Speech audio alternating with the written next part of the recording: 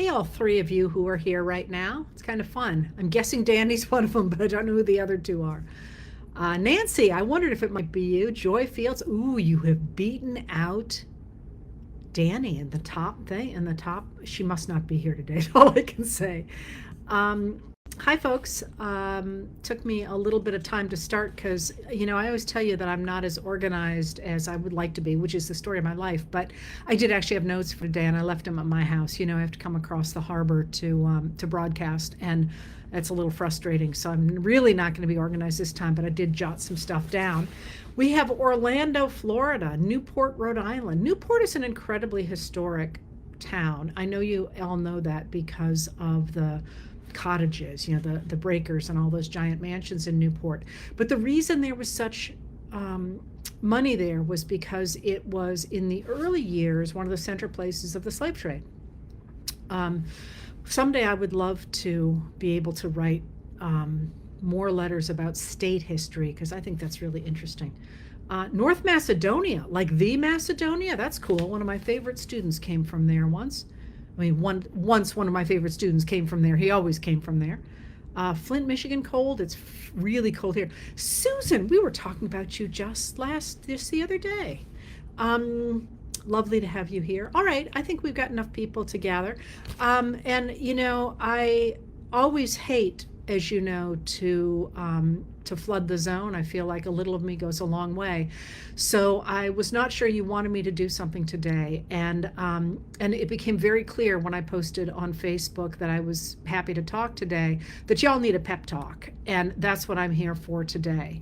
So let me start with, actually, let me start not with where I was going to start, but what my reaction was to last night, to yesterday, which was, as you know, I'm broken-hearted about where our country is. I mean, all the negative stuff, but yesterday was a lot less bad than I expected it to be. And I will tell you why, but for people who read me and were like, that's it, we're done, my take on it was exactly the opposite, that this was about as good as it could have been for people who want to preserve democracy. Now, I'm not saying it's good, but I'm saying to all the people who have been writing to me and saying, that's it, our democracy is over, that's a premature assessment. Trump would like it to be over. Certainly Musk would like it to be over.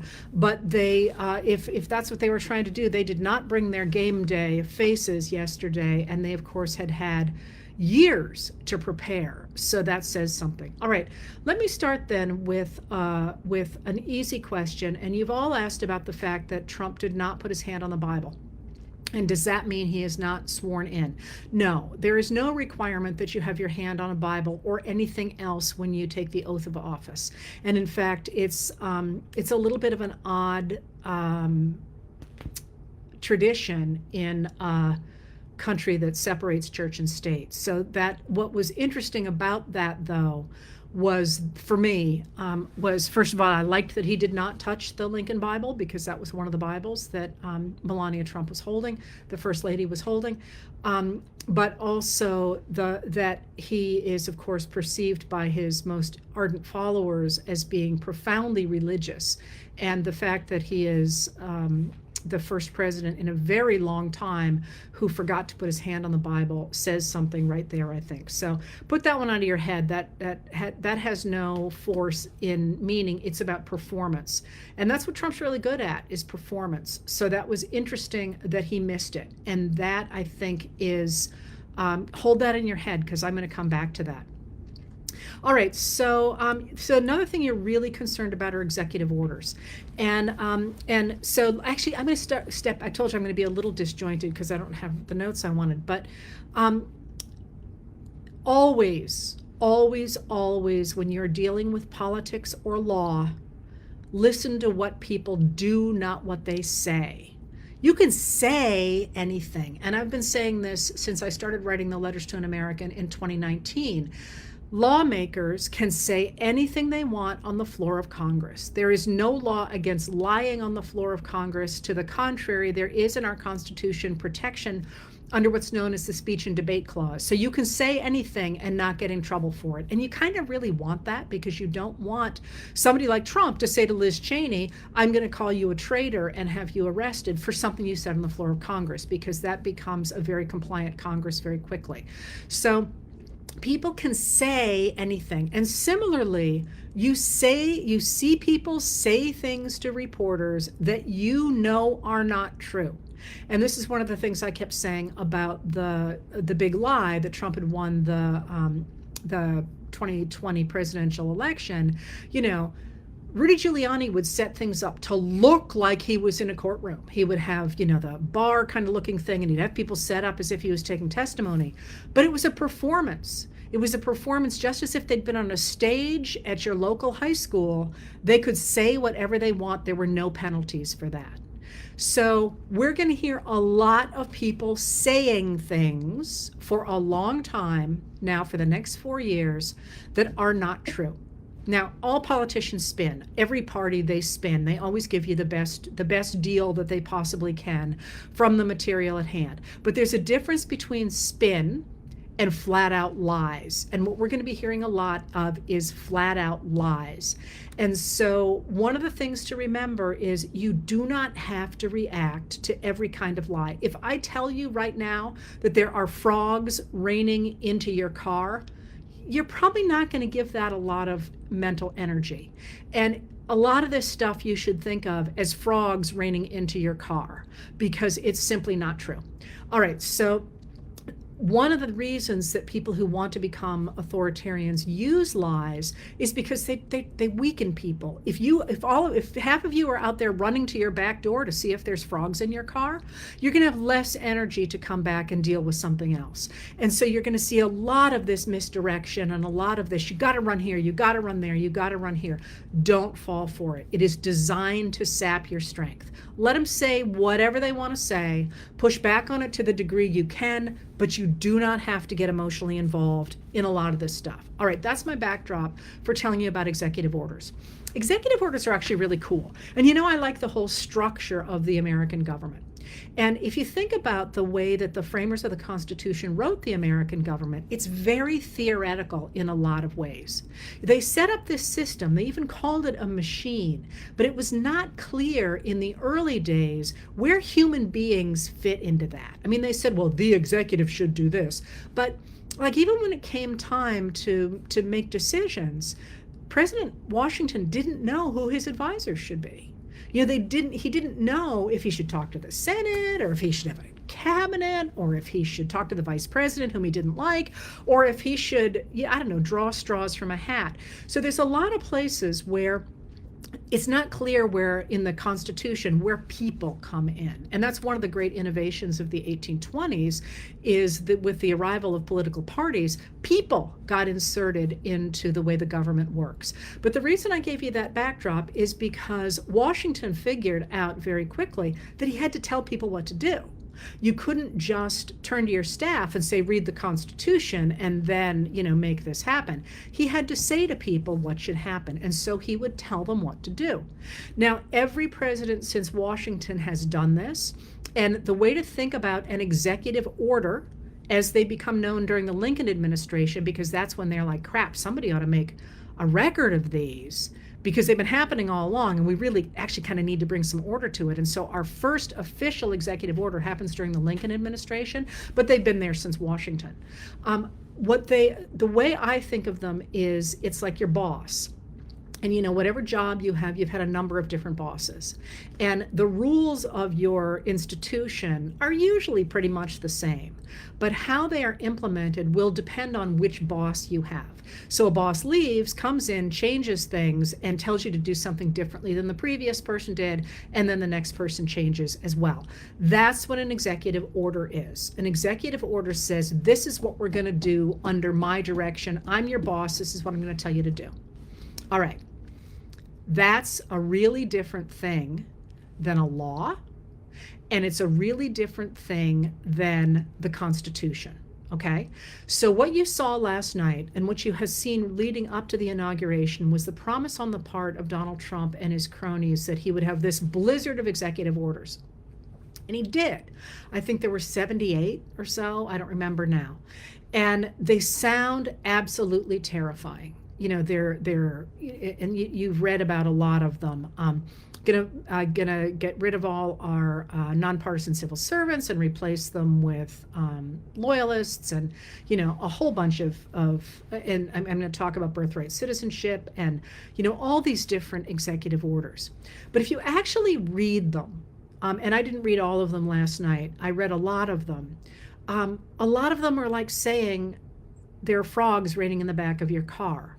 So one of them, for example, which got cheers at the Capital One Arena, was that he was going to order his people, the people in his administration, to find ways to lower prices.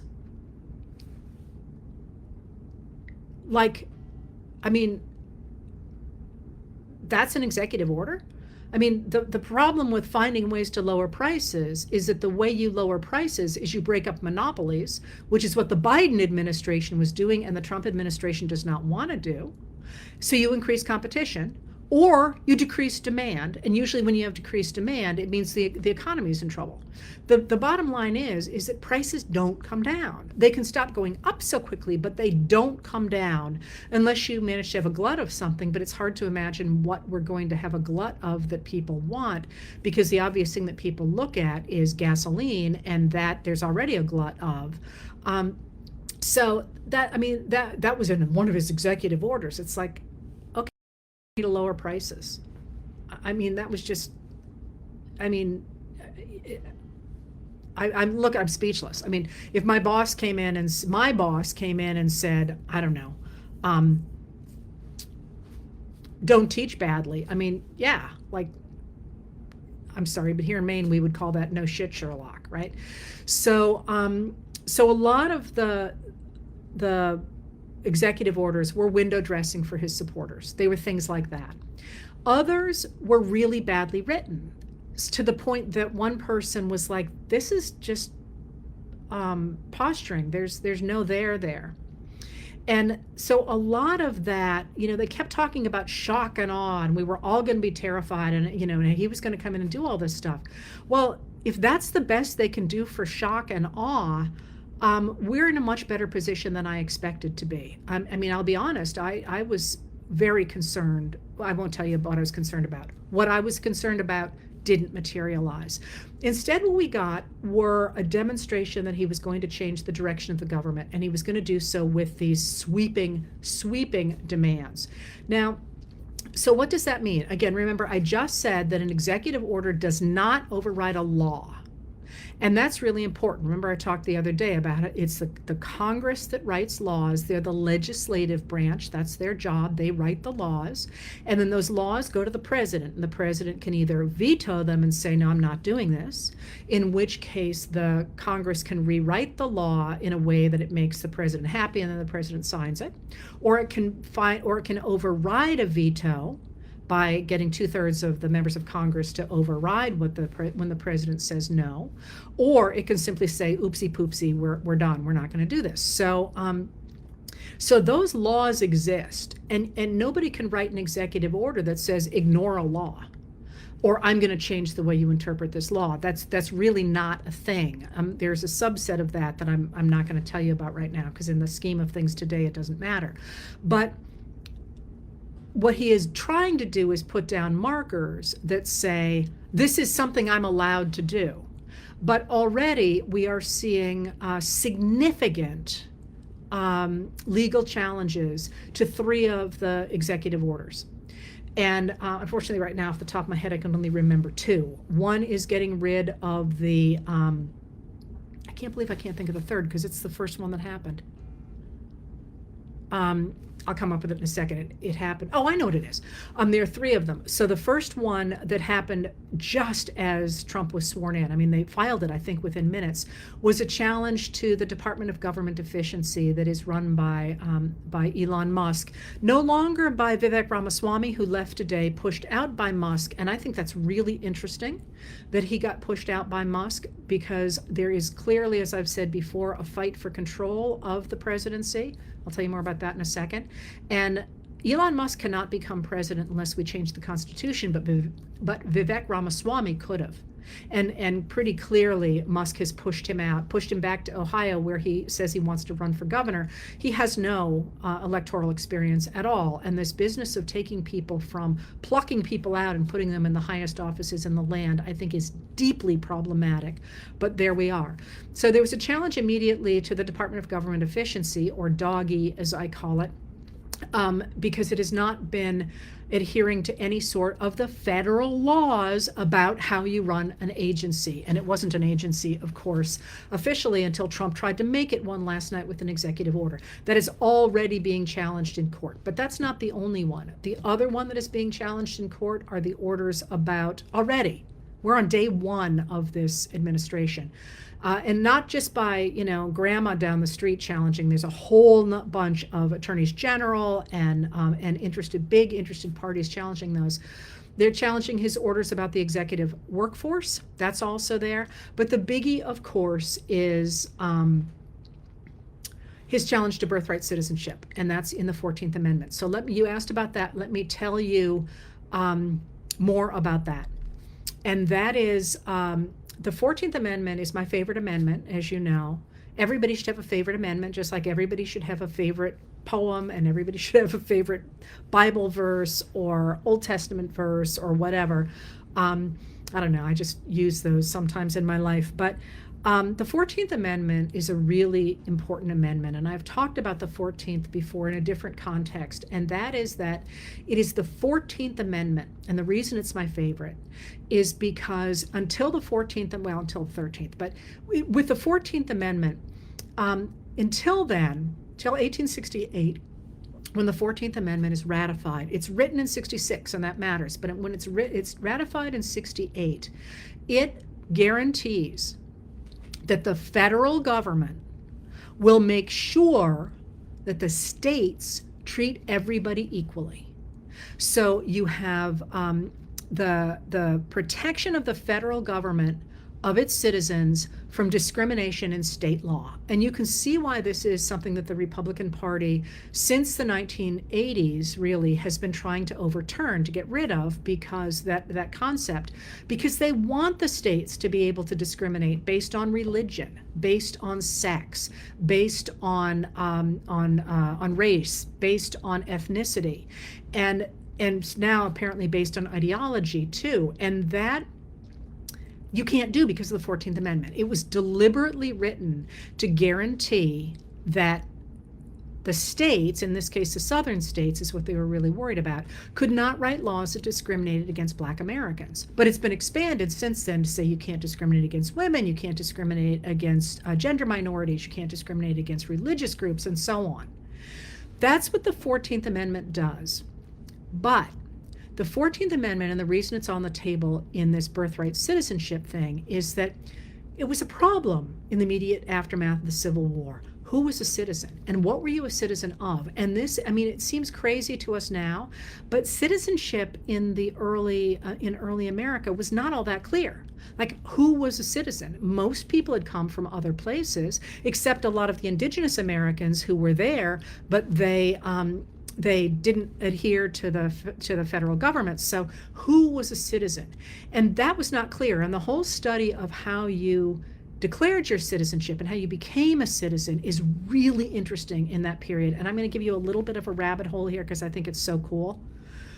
You know who did manage to leverage federal citizenship in this early period?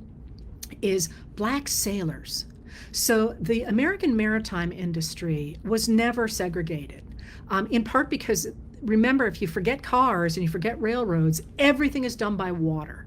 And when everything is done by water, that means people are in and out of each other's ports all the time. So here on the coast of Maine, for example, it was not unusual to see kopecks, for example, in the early 19th century, or not so much money from China, but there was always stuff circulating around and people circulating around. My great grandfather was a cabin boy from Germany, because he was on a board a ship that belonged to my great grandfather, and then he married his daughter.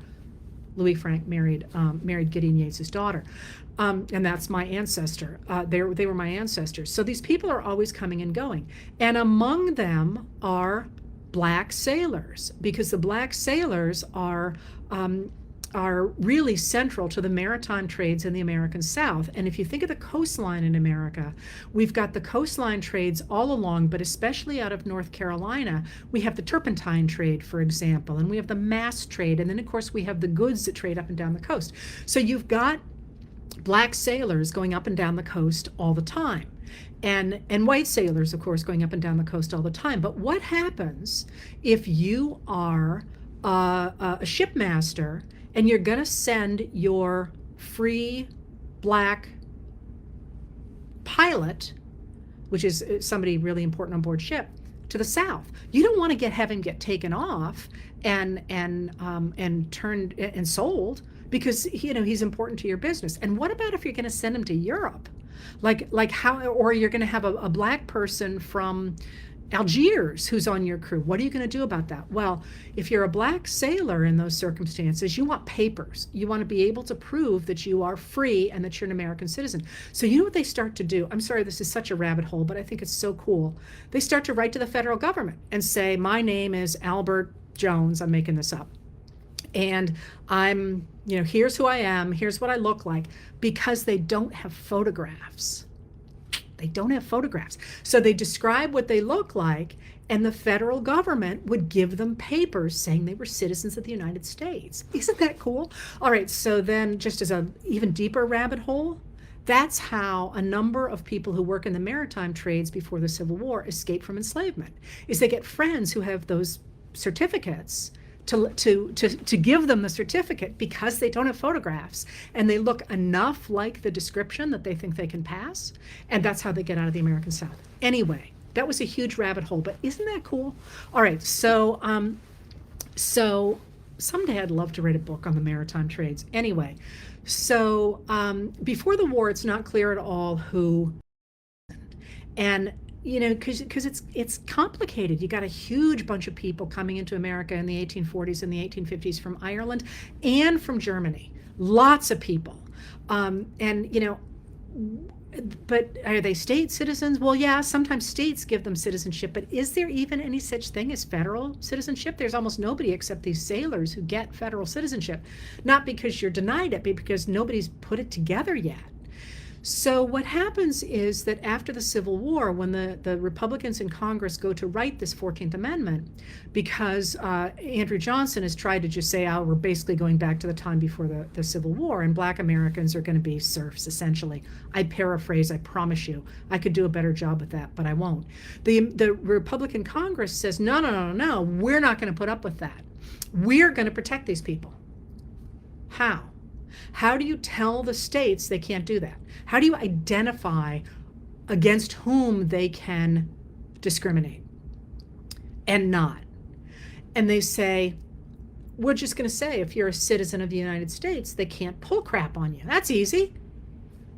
But wait, who's a citizen? And what they do is they write a law, and it's a law, Civil Rights Act of Civil Rights Act of 1866. And in the Civil Rights Act of 1866, they say anybody who is born here on this soil or naturalized, that is like in Massachusetts where Irish Americans had been naturalized by the state of Massachusetts. Naturalized means become a citizen. Anybody who's born here or naturalized here, except Indians not taxed, and there's a reason for that, I can explain to you in a minute, except Indians not taxed, and that's important, is a citizen of the United States. And they send this law off to Andrew Johnson, this president who is a former Democrat, and he is still a Democrat actually, and he doesn't believe in black rights. And he vetoes it. Remember I just told you about vetoes? He vetoes it and he says, what are you talking about? You know, we're supposed to be thinking about white Americans, first of all, white American men, but even if we're thinking about black Americans, if you put this into law, you're saying you want Fiji Islanders. He had this thing about Fiji Islanders. Actually, a lot of people did in that period. If you've read Moby Dick, you know there's a whole thing about in there about Fiji Islanders. You want Fiji Islanders to be American citizens? Of course not. Surely you didn't mean to do this. And he sends it back to them. And Congress turns around and they write the 14th Amendment. And what do they put in? The exact same language that he had said about the 1866 law was going to do these horrible things by letting all these people in, you know? So in the 14th Amendment, we have this language that the Congress basically said, yeah, we mean Fiji Islanders and everybody else as well. Now, it gets a little complicated in the period after 1868 when it's ratified by the states and added to the U.S. Constitution, because a number of states don't honor it for Chinese Americans and later on other Asian American groups, because they say that under the naturalization laws of the late 1700s, that you cannot be a citizen unless you are free and white. There's free and white, and they say that that Asians are not white, and so and a number of them until the late 1870s are not free either in the way that they're defining it.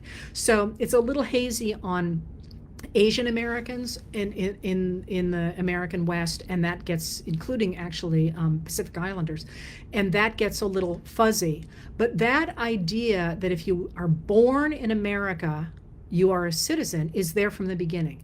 So what happens is that it's, like I say, it's fuzzy in the West. Nobody really pushes it. And then in 1882, the Congress passes a law that excludes Chinese laborers from America. They still let in scholars and they still let in diplomats, but they exclude Chinese workers. And at the end of the 19th century, there's this guy, Wong Kim Ark, who goes back and forth between China. And on one of his trips back to America, and he was born here, they say you can't come into this country because you're Chinese.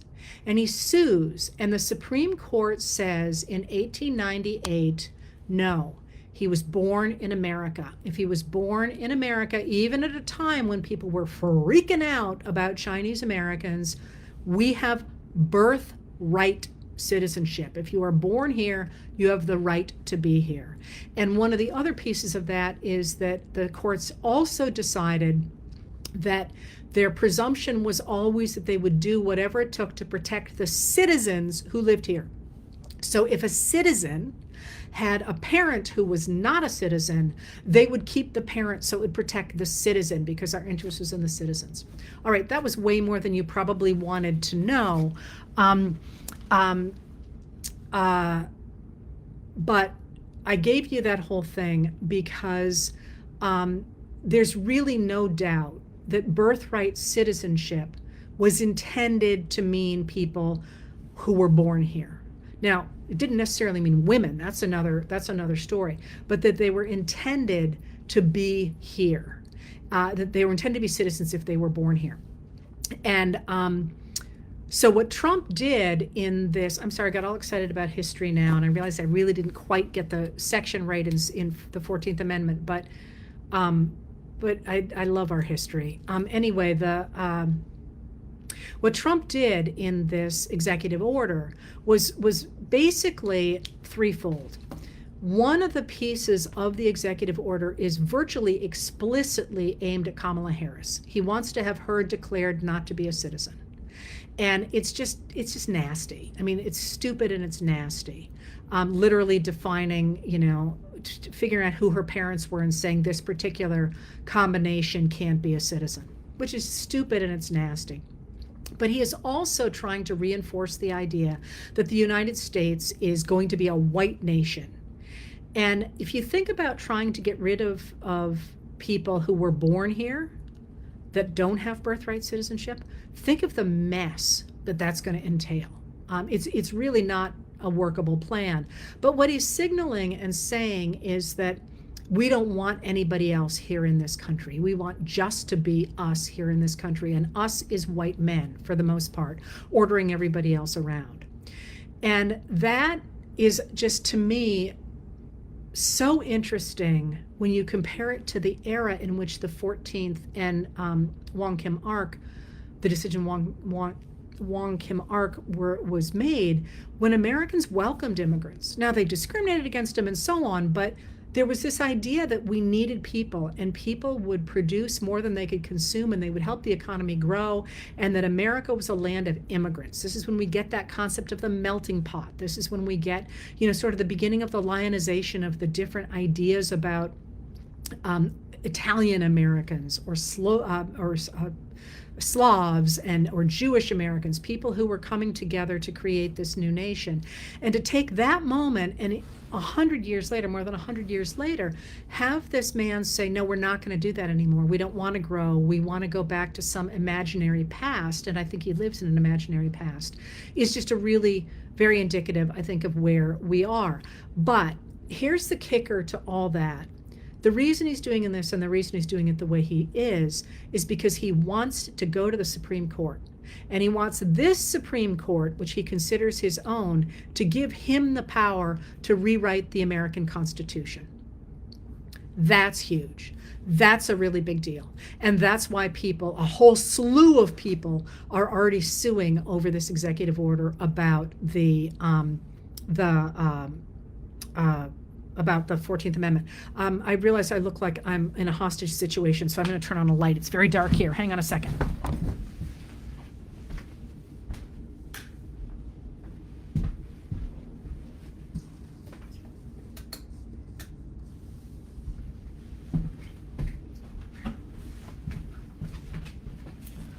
All right, so that's what's going on with those executive orders. But let me now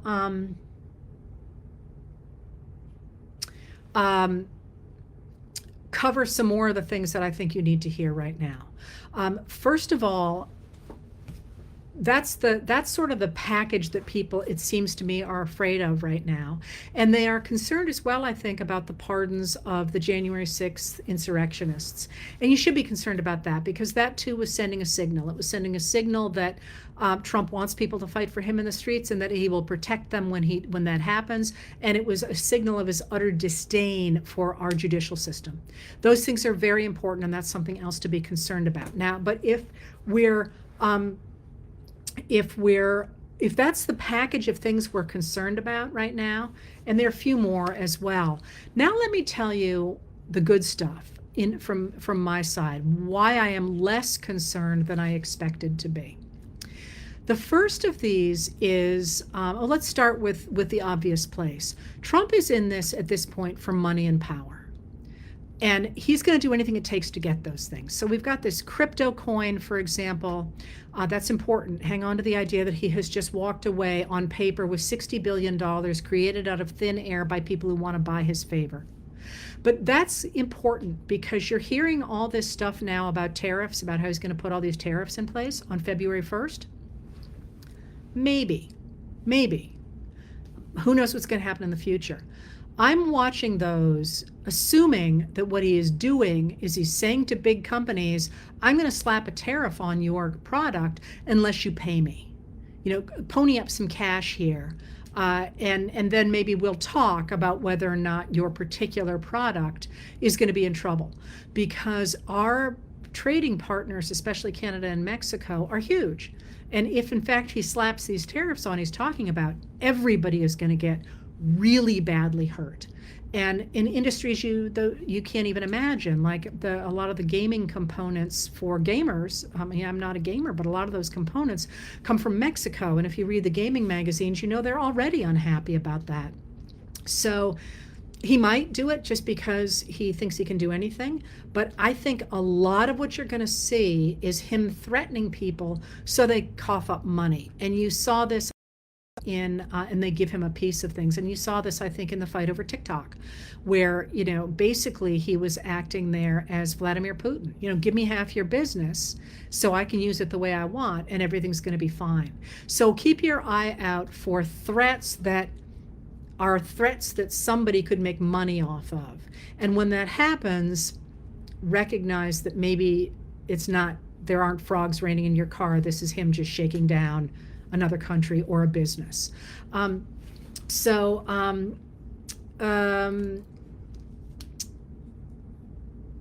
couple more things that somebody just asked here. One of the executive orders takes us out of the WHO, the World Health Organization. Last time he tried to do that, it was challenged in court and he lost. We'll see if that happens again. Biden came in and reestablished a strong connection there. These are places that I'll talk about in a minute, so there's that.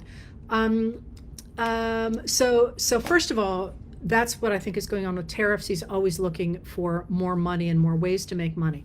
But here's a big thing that people aren't talking enough about. Did you listen to his speeches yesterday? Not the monotone inaugural address he read, which was a bizarre inaugural address. It was not at all, it was just bizarre. It was basically a toned down rally, which is not what an inaugural address is supposed to do. But the next one, the one he gave in the adjoining room, it was bonkers. It was like bonkers. And then the thing he did in the Capital One Arena, he's not okay. He is mentally not okay. He is rapidly deteriorating. And I think people know that. My own suspicion is that he didn't want to hold an outside rally because people didn't want a lot of others to see him, and he wanted to be in the Capitol Rotunda. I told you yesterday that I was there on Friday night, and Washington was empty. It was before he'd made the announcement, but Washington was absolutely empty. So it looked to me like nobody had made any plans to actually have people there, although the streets were all closed off. So he's not okay. And that's going to matter. And it matters in a number of ways. It matters because you don't want to have the most powerful person in the world mentally deteriorating. That's not a good thing. But it also matters because, and I keep saying this, there's a lot of power sloshing around in Washington, D.C. He is not coming in knowing what he's doing. He's not coming in with a strong team. He's coming in with some real what's the word in a horse race? When you put weight on the horse, a handicap. He's coming in, whatever it is, when you put weights on a horse, he's not coming in at his best. We'll put it that way. All right, I'm a writer, not a speaker. All right, so he's not okay, first of all, and he's way overconfident. Like he thinks he has come from nowhere. He thinks God has chosen him, and everything's going to be just, roses from now on. And the first thing he did on his first day was terrible overreach. So, for example, the pardoning of the January 6th rioters was not popular in the United States of America. I think it was about 30% of Americans who were willing to go along with that idea. 70% of Americans did not want them pardoned. And I think the number of people who thought the violent ones should be pardoned was even lower. I mean, it was really, really low, including Republicans, including Republican lawmakers, and including J.D. Vance, who said, of course, he should not pardon the violent rioters, and of course he won't do that. And he did. And the reaction has been just as extreme as you would expect it to be. His people, the Proud Boys marching in the streets going, whose streets? Our streets, and the QAnon shaman going, I'm going to go buy some expletive guns, and that's not going to play well in the places where people kept telling themselves that he didn't mean the stuff he was saying. How many times did you hear that? He's not really going to do that. He doesn't mean that. Oh, he's just talking. He's not going to do that. He's doing it. And that is a big problem for his presidency, because again, he keeps talking about how he's got a mandate, he's got talking about how he's got this landslide. He did not. More people voted for somebody else than voted for him, and he's got squeaky small majorities in the House and in the Senate. And what has he done right now? He's already pissed off a ton of people, including Lisa Murkowski, by by saying he's going to rename Denali to Mount McKinley, and one of her strongest bases is among indigenous Alaskan populations. And she's like, what are you doing here? Like, you can't do this. No one cares. You're the only enough about it. People do care his name, but Denali, who wants it to be called McKinley again? I could tell you the history of that, but McKinley was never an important, a beloved name. He was famous in 1917, and Woodrow Wilson named the mountain after him because he had gotten a little bit of a cult following after he was assassinated. But like, did you know who McKinley was until Trump started talking about him? I did, but that's because of what I study. So he has way overreached with those pardons, but also with the firings and the things like taking down Mark Milley's portrait. Milley is a really popular character in the military and elsewhere.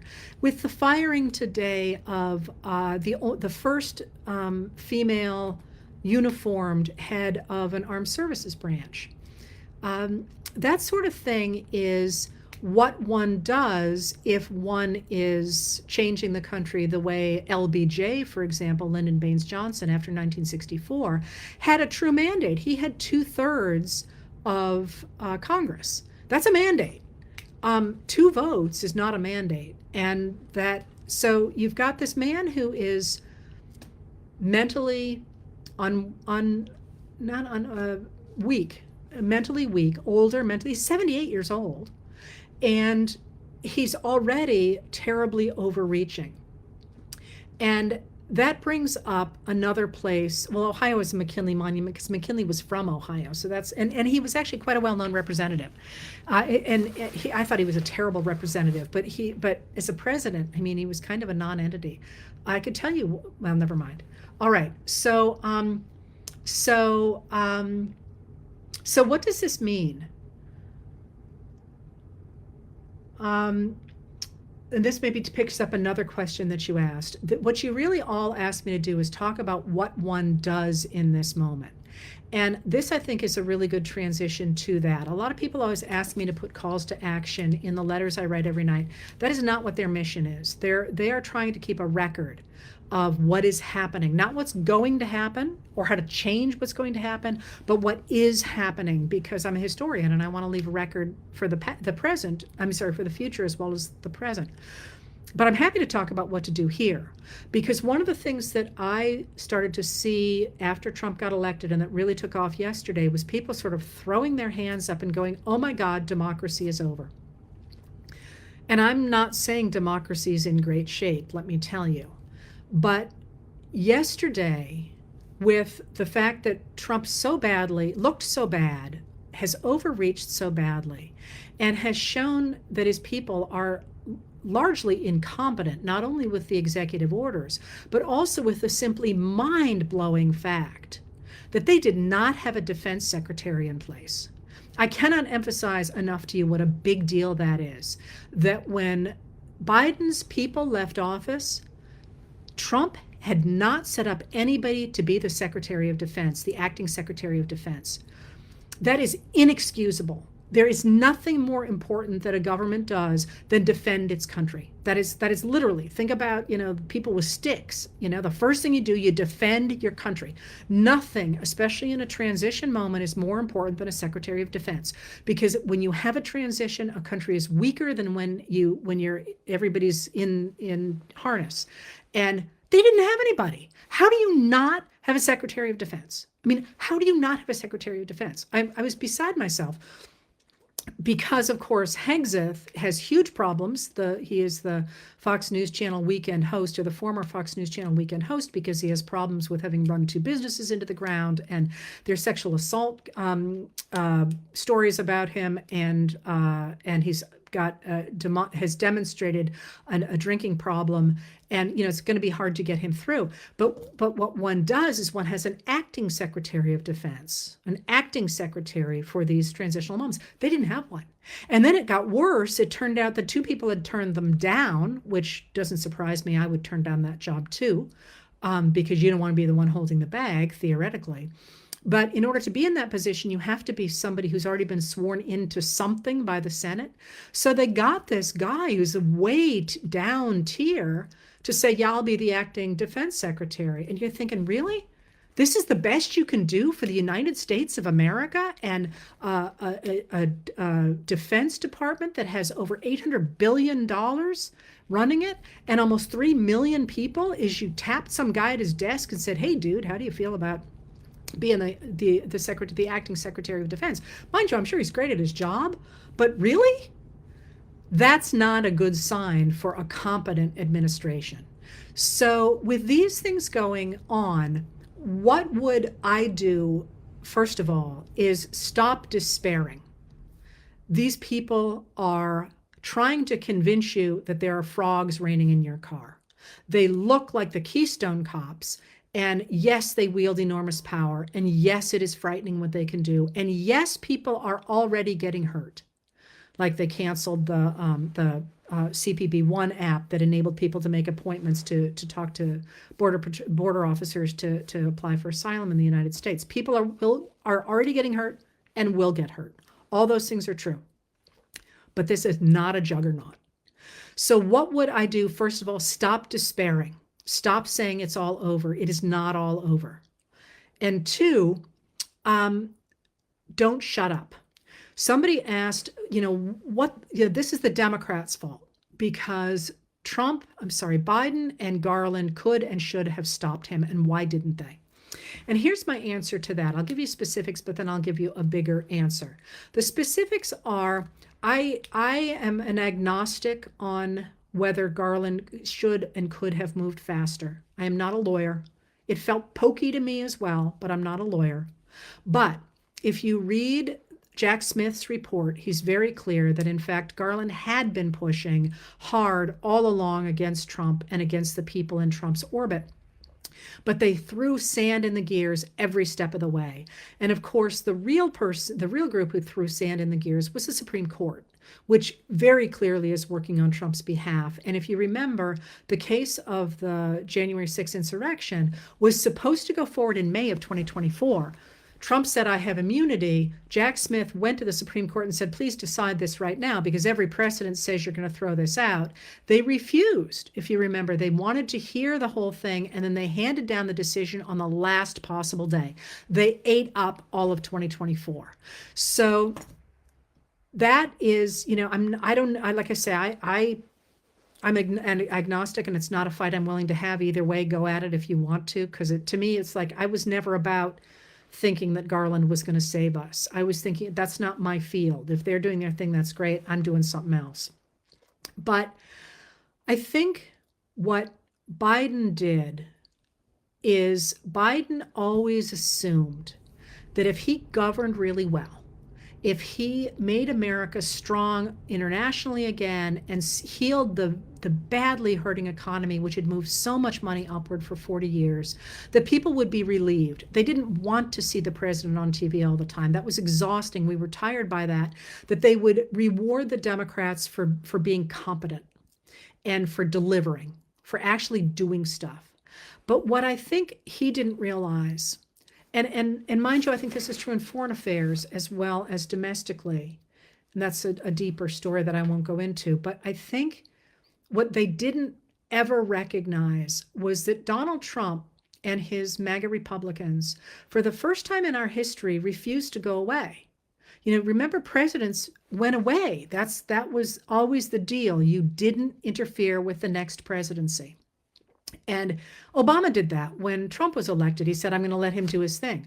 Trump never did that. Trump was in people's faces all the time screaming. And the media rewarded him. The media gave MAGA Republicans and Trump this huge megaphone that criticized the Biden administration for sure, but that also drowned out virtually everything it had done. I mean, I did that list the other day of the things that the Federal Trade Commission did in its last week, and it was one of the most popular letters I've ever written, which really shocked me. But that got no traction during the administration. All the things that really mattered to people, the junk fees and all that, basically, unless you were reading me, you didn't have a chance of knowing that. And I would mention it, one paragraph a week or something. I did try to do one economic post a week. I don't know if you noticed that. But he just sucked up so much oxygen that he became, in a way, the shadow government. And that, I said to someone the other day, it's rather as if Abraham Lincoln was trying to run the Civil War with the Confederacy still in the Congress, which is really what we had to deal with. Jim Jordan and all those people constantly screaming, lying to the media. So the reason I just gave you that setup, and I do think that was an oversight on the part of Biden, not an oversight really. I think they believed it would work, and it certainly has worked in the past. That was, as somebody said, many people said before the election, anybody with the kind of numbers that Biden had should be cruising to a landslide reelection. But nobody knew that was what was going on. So the reason I gave you all that there is because if you're wondering what to do next, that's our model. I think Americans have now, who are trying to defend democracy, recognize that the message, the yelling, and I don't literally mean yelling, but taking up oxygen is the way you push back against the MAGA Republicans who do not have a majority. Remember, 70% of Americans did not want the January 6th protesters to be pardoned. 65% of Americans want Roe v. Wade codified into law. More than 80% of Americans want common sense gun safety legislation. I could go down the list here. All the things that I believe in that we now call progressive, but once upon a time were actually Republican values, are extremely popular. So what do you do in this moment? First of all, don't despair. Second of all, do not shut up. And what I mean by that is that, for example, the pardoning of these J6 rioters is really unpopular. Talk about it. Complain about it.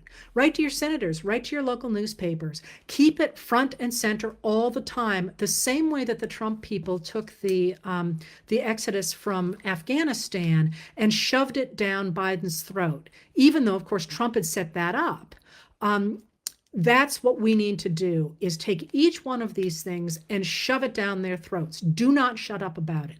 Be aggressive about it. Call people out about it. Do you want the QAnon shaman, Jacob Chansley, do you want him out there buying, excuse me, I'm not going to say the word, it'll probably bleep me, expletive guns? Hammer that all the time. Hammer that stuff. Keep it front and center. Do not let that go, because that's what's going to grab headlines, and that's what's going to get attention. So that's going to be really important, because I think that people like me anyway have a tendency to say that happened, we'll move on. Don't move on. Hammer that stuff again and again and again and again. And you see this with Trump. So he's talking about Russia, Russia, Russia. You know what? That was true. He did get help by Russia. That's been proven, right, all across the board, but he has convinced his supporters that it's not true by keeping it front and center all the time. Repeat, repeat, repeat, repeat. And that is, that's what somebody said, is that's why Trump won. He kept repeating things. They were lies, but he kept repeating them. We can repeat the truth again and again and again, and do not let it go. All right, so if that's the case, what does that look like? First of all, it's great to complain to me, as people do. Complain outward looking. I'm only one voice. Don't yell at me about something. For every time you want to yell at me, write 2 postcards to somebody who can make a difference. Call senators, call your representatives. And also, and here's a biggie, get involved at the local level. So in a number of states, there are real fights going on. North Carolina is a big one right now. Michigan, Ohio, Florida, Texas. Those are places where a little bit of pressure goes a long way. And people need your voices, really need your voices there, where No, you're not going to win everything in North Carolina tomorrow. But if we protect Allison Riggs's victory in the state Supreme Court race and then get another Democrat elected in 2028, no, 2026, I forget what year we're in. I don't even know what year we're in. I think it's 2026. Then the gerrymandering in 2030 will be balanced again, and North Carolina will once again be the purple state that it ought to be. It's about 50-50, but right now the Republicans hold, I think it's 10 out of the 14 electoral seats there because of gerrymandering. Well, it's not fair. It should be 7-7, right? So get involved at the local level, first of all. Second of all, at the local level and at the state level. And that is going to make a huge difference. But here's another big piece. One of the things that really made it possible for Trump to win, you'll notice the down ballot races, the Republicans did not do well, but that enabled Trump to win was the right wing created an ecosystem, a media ecosystem. And it wasn't just politics people. It was, somebody was saying how he's a weightlifter. And he listens to podcasts that are just about nutrition and weightlifting, but they would sneak in things like somebody would make a mistake and they would say something like, "Oh man, I pulled a Biden there." That kind of change in culture, that affects people. You want to support a media that reinforces democratic values. And that doesn't necessarily mean Democrats, by the way. That means democratic values. That means the rule of law. That means a rules-based international order. That means, non-discrimination. That means that means education. That means community. That means the things that create a world in which we value everybody in our society. And you want to support that kind of media, and you want to contribute to that kind of media. So one of the things we know from the last election is that if people lived in news deserts, that is where there was not local news, they went as much as 54 points for Donald Trump. If you are in a position to report on something that is happening in your community, do it. And it doesn't mean you have to have millions of followers. It means you have to have 2 followers, and they might help you. And it is now at this point free to start a newspaper on Substack if you wanted to, or on Facebook where people are, and start to report what's happening in your community, because that ecosystem died for a long time. Now it's very much coming back, but we need more and more and more voices there. And I know there's a lot of people out there who are really good at observing, who go to these meetings, who are good writers, former journalists, former teachers, people who just want to have a hand in, and you can do this. You can also work to create your own communities, and there are a number of places that are already set up to do this. I work often with Red Wine and Blue, which teaches you how to become what they call a troublemaker, put together organizations. And the reason that that's important is not only because they're organizing over local political issues to push back against people like Moms for Liberty, but also because you don't feel so alone. I know in a lot of these places you feel alone, like you're the only person there. And the truth is you're not, but nobody knows it. And there's all kinds of really cool animations where they show what happens if people know there are people who think like them versus ones who don't think there are people who think like them. And the truth is that a minority can control people who don't have groups who say, yeah, we all kind of think like this. Think about the United States of America and realize that more than 80% of us want common sense gun safety legislation. All of a sudden, if you think about your community, and mind you, it's not going to be evenly distributed all over the country, but in your community, out of 10 people, 8 of them want background checks. All of a sudden, you don't feel alone so much, but they think that they're all alone too. So find those squads. Now, the other thing that I would urge you to do is support media that is fact-based. It does not mean democratic, big D. It means small d democratic, but not necessarily big D democratic, because you want to have different opinions. You want to say, hey, wait a minute, maybe there's something there. I'm a huge fan of the Bulwark, which is center-right.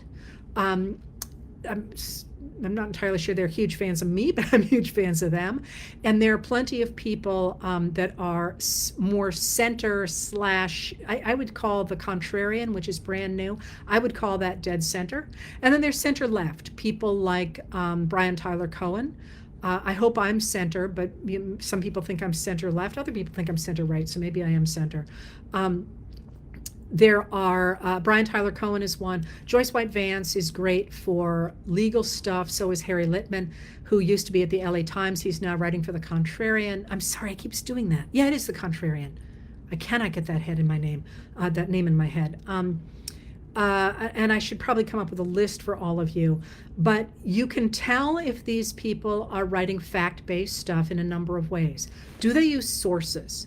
And if they do use sources, what are those sources? So one of the things that I always read, but I'm put off by their headlines, is I read the Midas Network. They're very good, they're very smart, but their headlines really feel tabloidy to me. And if you read something that you think, oh my God, this is terrible, that place probably is misleading you. So make sure that wherever you are reading, you know that you're reading actual facts. And you should also know that there are a number of things out there that we know of in the business as pink slime. And that matters. And they have names that look real. Sometimes they even have stolen the masthead from the Washington Post, for example, or something. And they're called pink slime because they're AI generated, and they're AI generated from right-wing websites. So I'm trying to think, somebody sent me one the other day that was really outrageous. It was about something that it said the Biden administration had done. And I don't now remember what it was. But if you actually read the article and then tried to trace back the sources, I know what it was. It was something about, I don't remember.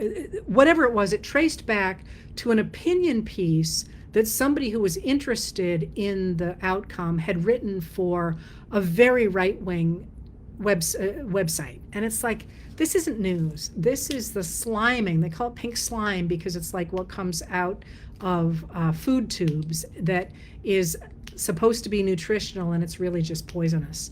So be very aware that there's a lot of stuff out there that is pink slime. And I would also urge you to be aware that there is, if you read stuff, there's often a subtext to it. And what I mean by that is that I think a lot of places, and this is me, maybe I'm seeing it and it's not really there are a lot of places that are playing around with how they can tell you something without telling you something. So, and here's an example I'm going to use. Yesterday, you may or may not know that Elon Musk gave a Heil Hitler salute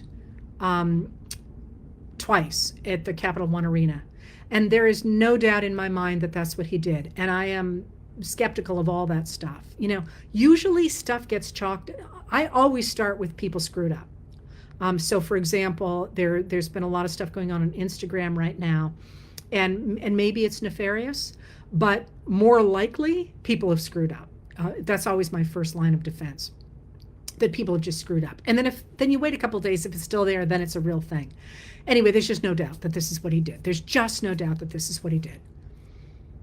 The Washington Post had a picture of it, that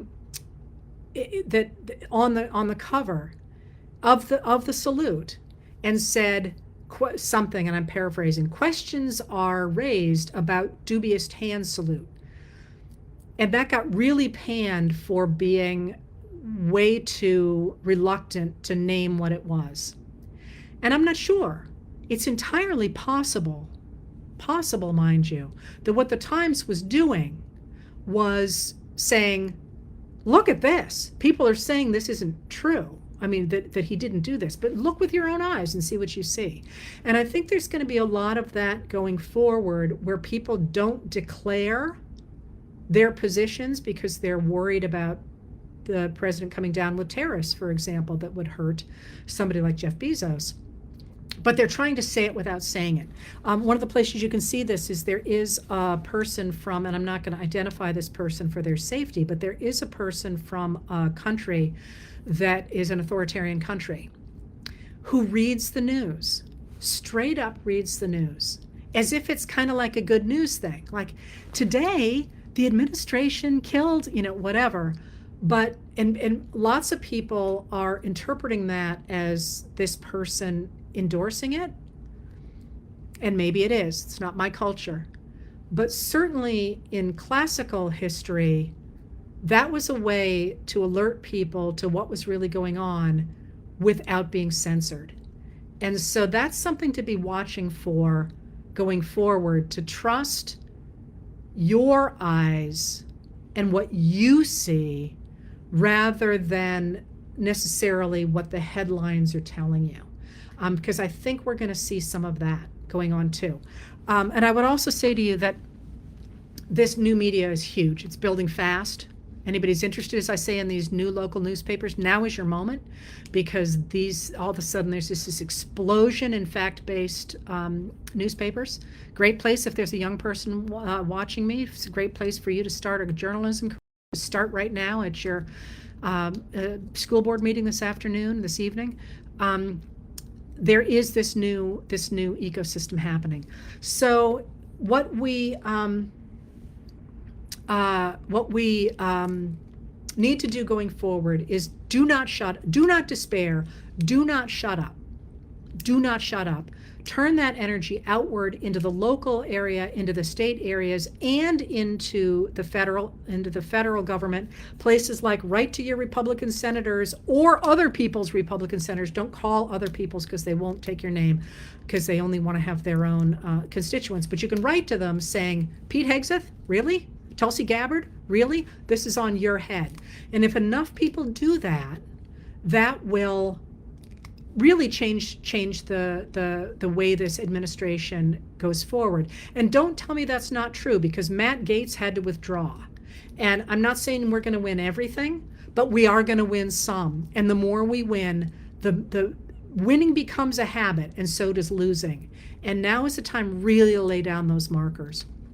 All right, so I'm still working on getting my act together over here to figure out how to do both YouTube and Facebook at the same time, and to do some other stuff while I'm writing the letters and so on. I really do work on these things, but there's only one of me, and it just takes a lot. It's a lot of moving pieces. So thank you for being here. Keep the faith. I will try and do these more often if you feel like they help. And I certainly will do more on YouTube. I've got a lot coming up there. And thank you for being here. And I will see you next week, if not before. Thanks for being here. It's always a fun moment when we first have those just a few people. There's 11 of you watching right now, which is always sort of fun. But now we just jumped up. So here you go for your pep talk. And I'm going to start right in, because I'm not going to take your Sunday evenings for a full hour. That's works for Politics Chat, but this is only a little bit about politics. I got a lot of messages over the last week, and I'm seeing certainly comments on social media that people are really freaking out at the amount of crap coming out of the Trump administration already. It's only been a week. You keep hearing this again and again. It's only been a week. It's only been a week. I want to tell you a couple of things. First of all, this is a deliberate strategy to exhaust you. You do not have to pay attention to everything that's happening. In part, a lot of it is simply designed to destabilize the country. So if you were to read some of those executive orders that he has come down with in a flurry, some of them are just fluff. They don't mean anything. My favorite of all of them is the one that instructs the people in his administration to bring prices down. Okay, I would, happily instruct you all to stop gravity. I mean, that it means absolutely nothing. So that flurry is a deliberate political tactic to exhaust people and to make them afraid. So being aware of that to start with is really important. But here's the next piece of it. And this is really important. If you are constantly reacting to what somebody else is doing, you have ceded to them the ability to shape your reality. That is, if you are, and you probably know this from relationships in your own life, if you are constantly reacting to somebody, they're the ones who get to decide what the conversation is. And they're the ones who get to decide how you're going to react to it. And they're the ones who, I always think of it as building a box. They've built a box rhetorically, and you can't get out of it because you're constantly arguing with them. And you've seen this with MAGA for a long time. No matter what you say, they say, well, what about? What aboutism, right? And that's designed to trap you in a conversation that is impossible to win by definition, because those goalposts keep changing. So what the reason I wanted to jump on here today is partly because I know people were freaking out, and partly to tell you a different way to behave and to tell you something else that is going on. So while you are sitting there clutching and frightened, and mind you, I'm not downplaying the seriousness of what's happening. There's a lot of really serious stuff going on that is a direct attack on American democracy with the intent to create a dictatorship. That's going on for sure.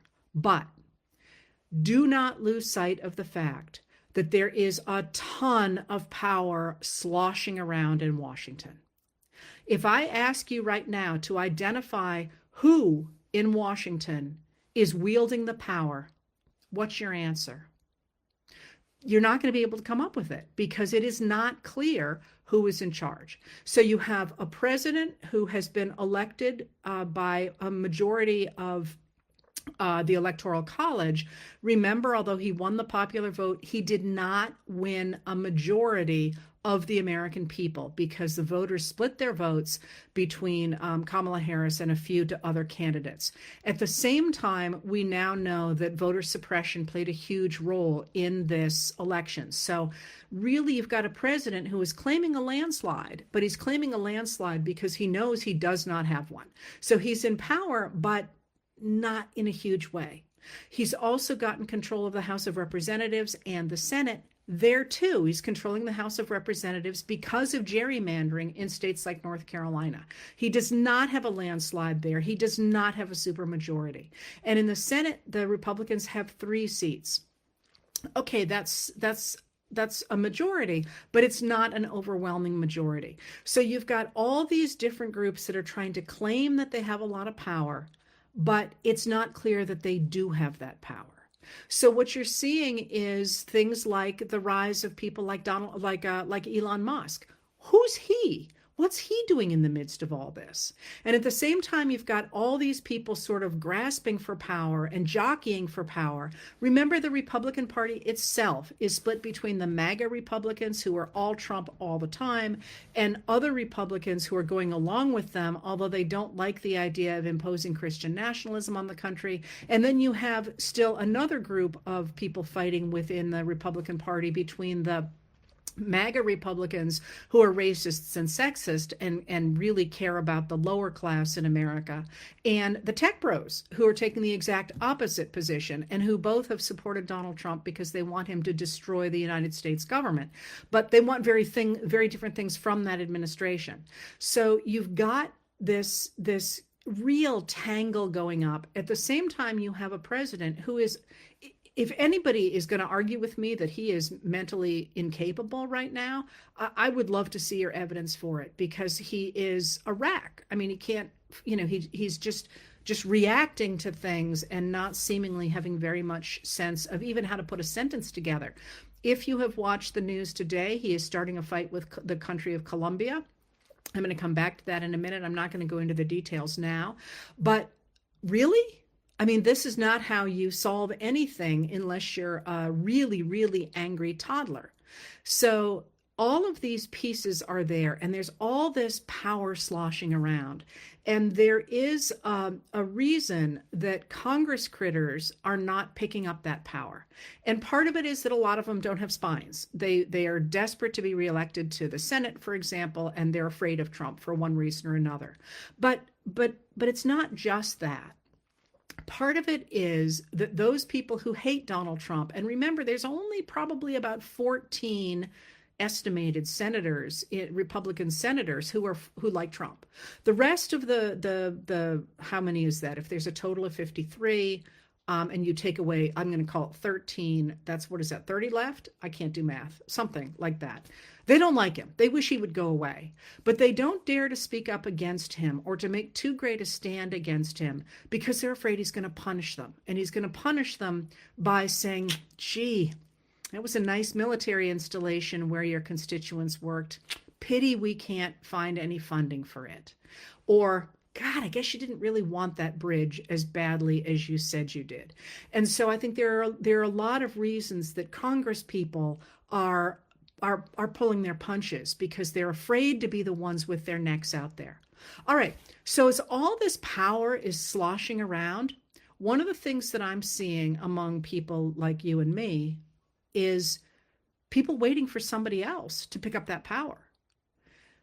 This is the moment for the American people to say, hang on just a red hot minute here. It's my country. Those are my tax dollars.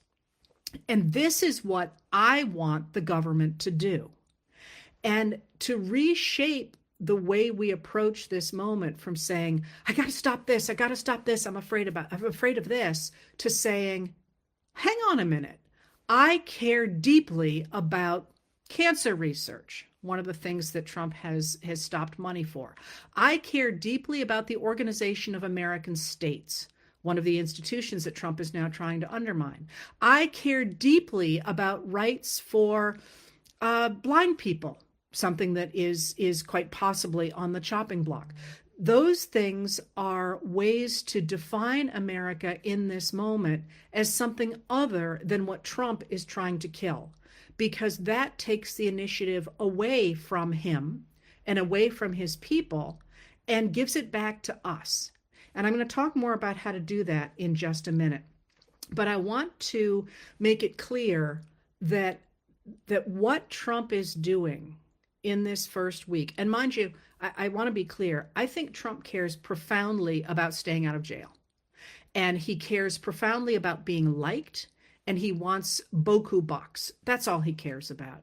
He doesn't care about any of the other stuff he's talking about. He doesn't care about Christianity. He doesn't care about abortion. He doesn't care about any of that stuff. He just wants to be the person on the big screen, is the bottom line.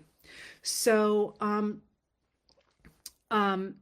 what he is doing and what is really happening is the people who said that they were writing executive orders, for example, from Project 2025 were, just as people like me said all along, and that the legacy media both sides and said, well, Trump says he doesn't know anything about this. He's not doing it. Clearly, some of the executive orders have been picked up virtually verbatim from Project 2025. So I think that people like those in charge of Project 2025 from Heritage, who are tightly connected to Viktor Orban's government in Hungary, or that are tightly connected to to the New Apostolic Reformation, the people who are trying to put in place Christian government in the United States are using Trump. And they're using him in really interesting ways. And one of those ways is that if you've wondered how he can stop all the funding for, as I say, the National Institutes of Health, which I wrote about the other night, the successes of NIH and of the Centers for Disease Control and Prevention and for, the different aspects of our government have been extraordinary. And not to say they don't make mistakes. I mean, one of my big sayings is humans got a human. We all make mistakes. As institutions, these things have done enormous good for Americans, but also for people around the world. And one of the ways, there's two ways it appears that they are trying to get him to stop supporting this government that people like me love. And one of them is called impoundment. And impoundment is a president saying, I don't care what Congress said it was going to fund. I don't believe in that, so I'm going to keep those funds back. And that was something that Richard Nixon did. And so in 1974, Congress outlawed it. There's a law against doing that. Now, people who are behind Project 2025 and now people who are in the Trump administration are saying that they believe that law is unconstitutional.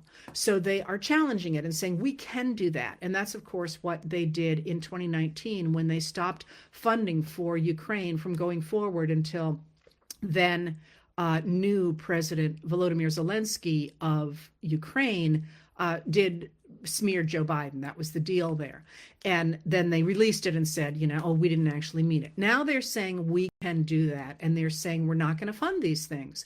Now, my guess is what they are hoping is that people will come do whatever Trump wants. Say, please give me back the money for my district. Please give me back the money for this. And I will go ahead and rubber stamp these other things you want. That's my guess, that's the plan behind it. But think about it. Do you want the president to be able to do that? Do you want the president, one person, to be able to say, no, I don't care that Congress wants to fund, safety on our airlines. I think that that's a waste of money. So I don't care about airlines. We lose a few planes. No skin off my nose. I've got Air Force One. Do you want that? The bottom line is that nobody wants that, because unless they are stupid enough to think that they're 100% going to be on that dictator's team, they know it's only a question of time until their ox gets gored as well. So they're using the Impoundment Act with the idea that by the time that gets challenged, and by the time that with luck Trump loses it in the courts, the facts on the ground will have changed to the point it doesn't matter. You take away funding for medical research for a year and a half, all of those experiments are in the toilet. All those people have found jobs elsewhere, probably in private industry. All of that has gone away, and the American people through the United States government are no longer involved in that. So I suspect what they're really trying to do is change those facts on the ground in the short term, while we're all going, oh my God, what are we going to do next? The other thing that you saw last night, I'm sorry, I've lost track of time. Maybe it is today Sunday. It was Saturday, I guess. Is the deliberate breaking of a law that Congress wrote in 2022 in response to something that Trump had done in his first term, and that's the firing of the inspectors general. And I wrote about that the other night. If you care, you can go read about it. But I guess it was last night. But that is independent oversight of the government. And by breaking that law, by quite openly breaking that law, now, interestingly enough, Trump didn't admit that he had broken the law. He said, oh, this is common for people to do.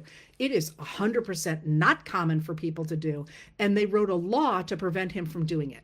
And yet, even people like Senator Tom Cotton of Arkansas, who voted for that law, have said it's okay that Trump broke it. Is it okay with you that your president breaks a law? It's not okay with me. And again, the Supreme Court has said that he can't be criminally prosecuted for things that happen under his powers in the Constitution. We'll see how that plays out.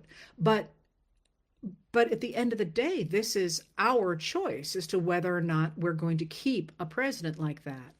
So I think those are the two things that they're really pushing right now. Impoundment to destroy the government that people like me love. Again, I'm just saying, there's not everything I love in the U.S. government, let me tell you, but our institutions and our idea that that we, the people, have a say in our government, I care a lot about that.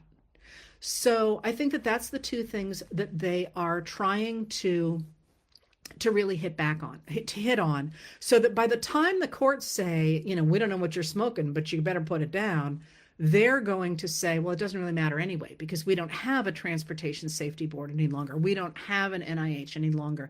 And it's much harder to build than it is to destroy, like I've talked about.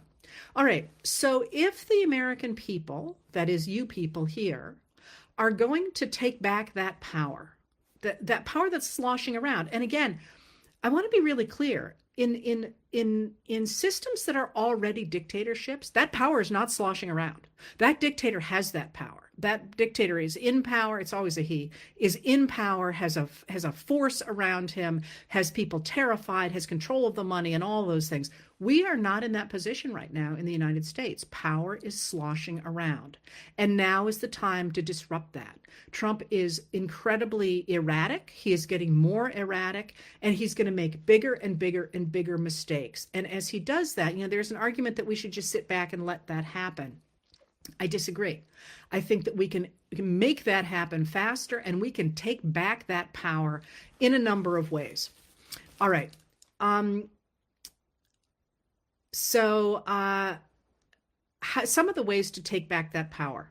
First of all, our language in the United States needs to change. Like, one of the things that the MAGA Republicans did very effectively was constantly to make a lot of noise about how much they were mad about the Biden administration, especially over inflation. Now, have you heard much about inflation lately? Just so you know, the price of eggs has gone up between 37% and 67%. Now, it's gone up because of the avian flu, and that actually mirrors the same thing that happened early in the Biden administration. But MAGA Republicans cut absolutely no slack to the Biden administration for the fact that there was a flu and therefore a culling of those animals in the early administration. How about we speak up a little bit about the price of eggs? Oh, wait. Breakfast itself is going to get more expensive because he's just declared this fight against Colombia. 25% tariffs on goods from Colombia to go up to 50% in 2 weeks unless Colombia does what he says. How do you feel about coffee? You know, making these points repeatedly and in public, whether on social media, letters to the editor, and talking to people, that's how you change the public conversation. But I'm not going to stop there. There was a really interesting poll that came out on the 24th out of the Associated Press NORC, and that's a really, really good polling industry. And it took a look at how many Americans approve of the fact that Trump is taking advice from billionaires. And that number was 12%. 12% of Americans think it is really good or somewhat good that Trump is taking advice from billionaires. 60% think it's a terrible idea, and the people who are in between don't even know it's happening. So if there is one thing that Americans can agree on historically, it's that we don't think that billionaires, that extremely rich people, should be dictating out to our government. That's another thing really to hit on, because that's not about Democrats or Republicans or independents or even MAGAs. A lot of MAGA people got involved with MAGA because of the idea that elites had taken over the government. And that was something that Trump and his ilk used very effectively, and Republicans as well used very effectively, to make people vote for policies that moved $50 trillion from the bottom 90% of Americans to the top 1% of Americans between 1981 and 2021, when Joe Biden took office and began to reverse that. People ask me all the time for that citation. Google Time magazine and 90% to 1%, 50 trillion, and it comes up. It's the first thing that comes up. It's based on a much larger study, but that's the easiest place to find it. Let's talk about those billionaires, people like Elon Musk, who are calling the shots in the United States. What do you think they're going to spend our tax dollars on? Because this is always our tax dollars. Where do you think those tax dollars are going to go if Elon Musk is behind it? Aid to veterans, which I care deeply about? Not a chance. The man wants to get to Mars. That's what he's really pushing for. How about the January 6th criminals who have been released into our streets? All that about how foreign countries were dumping their criminals into the United States. And who dumps criminals into the United States? Donald Trump. And these are people that we have on tape assaulting police officers with stun guns and with poles and with metal whips and with furniture and with bike racks. Is that really what Americans want? And the answer to that is no. The vast majority of Americans did not want those people to be released. That was something that Trump did for his base. Another thing there to hammer. And I just got to do a shout out here to Mike Fanone, whom I've gotten to know over the last several years. He's a fabulous, fabulous guy. I would, you know, I don't know the others, but man, I would bet on Mike Fanone over any of these people who stormed the Capitol. Here's another one. If you think about what matters in America, what brings people together in America, you know, I'm always talking about the idea that you have a right to be treated equally before the law and you have a right to a say in your government. And those are foundational to the Declaration of Independence. But isn't what really brings Americans together the idea that if you work hard enough, you can make it? Like, it doesn't matter if you are an undocumented immigrant, or if you are a middle-class kid, or if you're a rich kid, or if you're black or brown or white or green, or pick your color. If you have an idea and you're willing to work hard, you're going to be able to make it, you know, to have a little bit in the bank and to have a roof over your head and to maybe have some kids and have food to eat and have some time to hang out with your friends. It can be a pretty small dream or it can be a really grand dream. But the idea is that people who are willing to work for something can get it unless they are unable. And if they are unable for one reason or another, we help them out because, it's kind of random if you're born with, you know, working limbs, or if you're born with the kind of things that make it harder for you than it is for others. So you help those people out. Well, one of the things that MAGA Republicans led by Trump are talking about now is the idea they're going to return to a merit-based system. Pete Hegseth as Secretary of Defense is a merit-based hire? Really? A man who ran two small nonprofits into the ground, who has been cited with alcohol abuse, who has paid off somebody who accused him of sexual assault, who has a history of sexual abuse, sexual assault on people, sexual misconduct. That's the word I was looking for. And yet he is now one of the most powerful people in the world. That's not merit-based. I mean, one of the things that it seems to me could really enable Americans to take back this moment is say, you want to talk merit-based? Let's talk about how people like Pete Hegseth or people like Kash Patel or people like Donald Trump have risen to the most important positions in the United States of America by virtue of the fact somebody caught them and enabled them to fall upward every time they screwed up. And that's not merit-based. You want to talk about merit-based? Let's talk about some of these people who are doing everything they possibly can to succeed in America, and you're trying to take away their right to be treated equally before the law, their right to have a say in their government, their right to have equal access to resources, their right to an education, all of those things. So if we start really pushing on these ideas that we care about, the idea that billionaires don't dictate to us, that criminals aren't out on our streets, and that people can rise through merit, those are foundational concepts, not only of the present, but also of American history. And that's a kind of language that's going to gather up a lot of that power and say, yeah, I really care about that. All right, so if that's the case, now how are we going to do it? First of all, you cannot do it all. You cannot do it all. You need to take breaks, and you need to do things that make you happy. That authoritarianism 101 is do not give up your joy and your sense of humor, because you cannot, an authoritarian cannot rise if people are experiencing joy and community, and they hate nothing more than to be laughed at. I mean, nothing upsets Trump more than being laughed at. So don't try and do everything, but think about what your issues are. So mine is, I care deeply, deeply about the fact that we live in a reality-based community.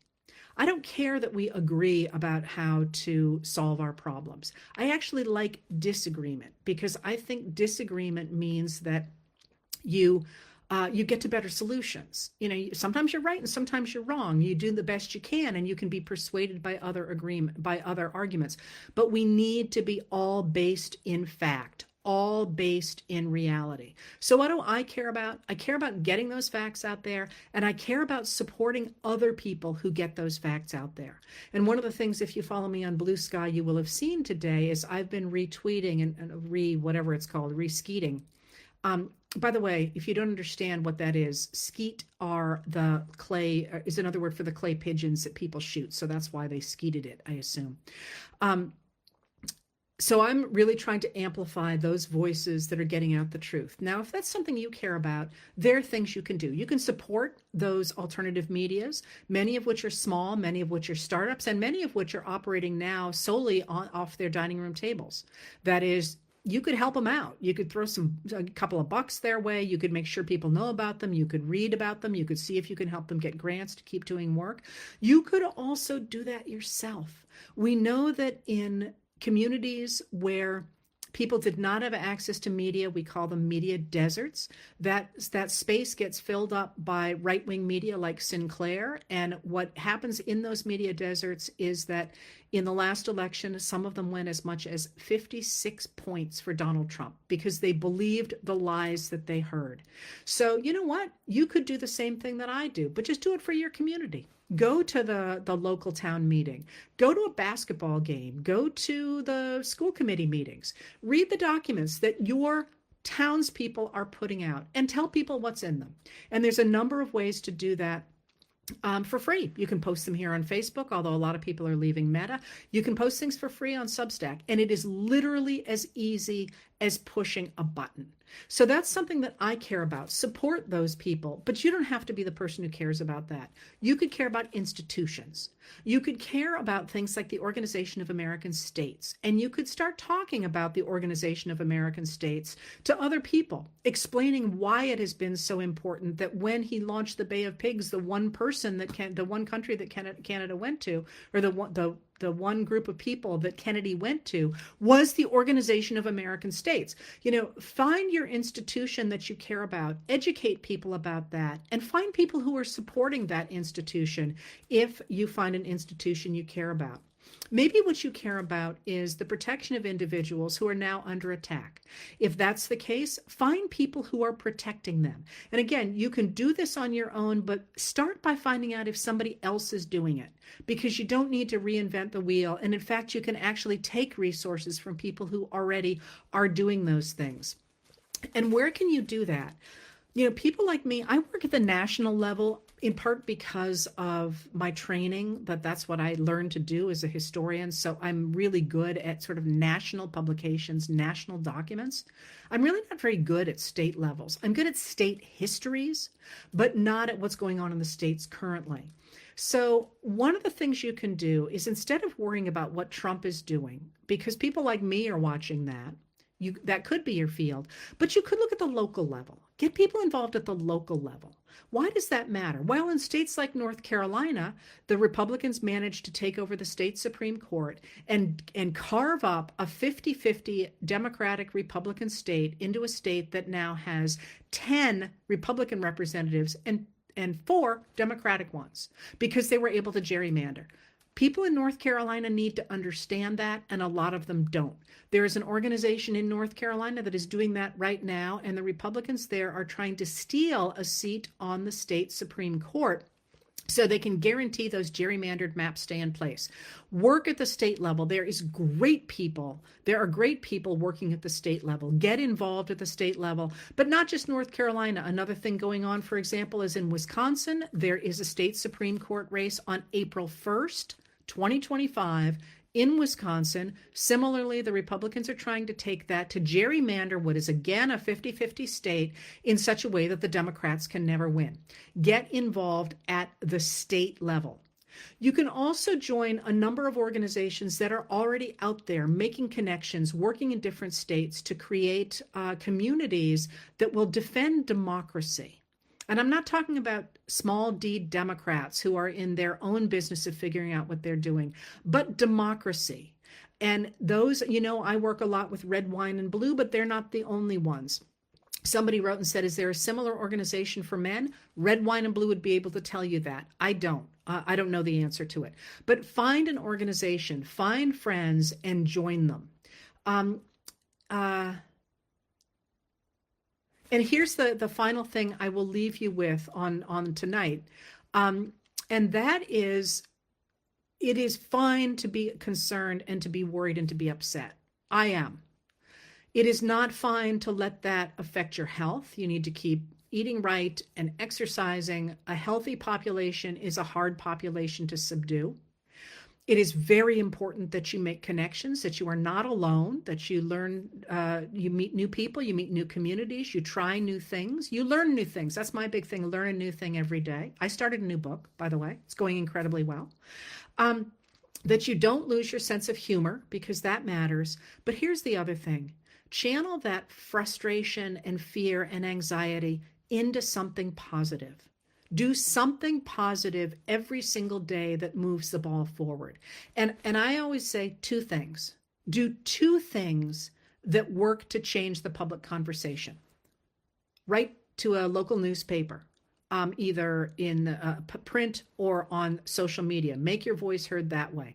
respond to people on social media, not to trolls. Do not engage with trolls, but say, hey, I'm really concerned about the cost of coffee if he throws these tariffs on there. Again, you're not going to change Tom Cotton, but you could change some of the people who are thinking, who are voting for Tom Cotton. Call out these things I talked about: prices, the J6 people, the billionaires, the idea of rising on merit. Do things individually to look forward, but also put pressure not only on your elected representatives at home. It's not worth calling elected representatives elsewhere because they simply will shunt you elsewhere. And similarly, emails they will say, unless you're a constituent we don't want to hear from you, write to them. Show up if you need to show up at always obeying the law, by the way, at elected offices. Make sure that you are making your voice heard and that you're doing so in groups. Support the people who are fighting the legal battles. Make that frustration and anger work for you so that you are not living in Donald Trump's world, because there are 332 million of us. We are the richest country in the world. We are the strongest country in the world. And the idea that some weenie is going to come in with a bunch of misfits and take over our government is only possible if we allow it to be. So that's my pep talk for you today. I'm trying all sorts of new things. I have upgraded my internet in this place, and with luck we'll be able to do this on YouTube, which you've asked me to do, and we'll start to be able to interview people to talk about America and what we care about here. So stay tuned, but I will obviously try and do these more often because it seems like you like to know that you're part of a bigger community, and I'll tell you, I'm here for that. Thanks for being here. Talk to you soon. Minneapolis, Grand Rapids, Danny, how are you?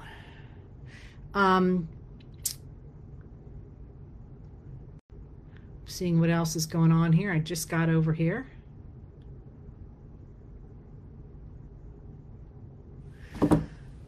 Quite a day, huh? Quite a couple of days, quite a couple of weeks, actually. Thank you for being here. We got Virginia, Minnesota again, Sweden, Central Valley in California, Metro Atlanta, Portland, Oregon. It's really cold here, by the way. Hingham, Mass, with the beautiful church. Columbus, Ohio. I love Columbus. Monterey Bay. Here we go. Wisconsin, Maui. Oh, man.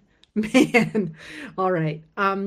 So I am here, obviously, on Facebook today. I'm working on the YouTube thing. I just will confess to you, I really care about content. I'm less good with technology, so I'm not moving as fast on that front as I could be, but I will work on that. Okay.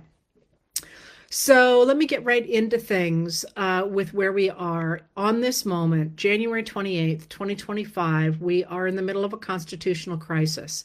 And it's not an immediate, as in you got to do something right this very moment, but it's very, very serious. And let me start by stepping back and explaining once again the three branches of government that are established in the Constitution, that is the underpinning for all the laws in the United States. That is, there are three branches of government.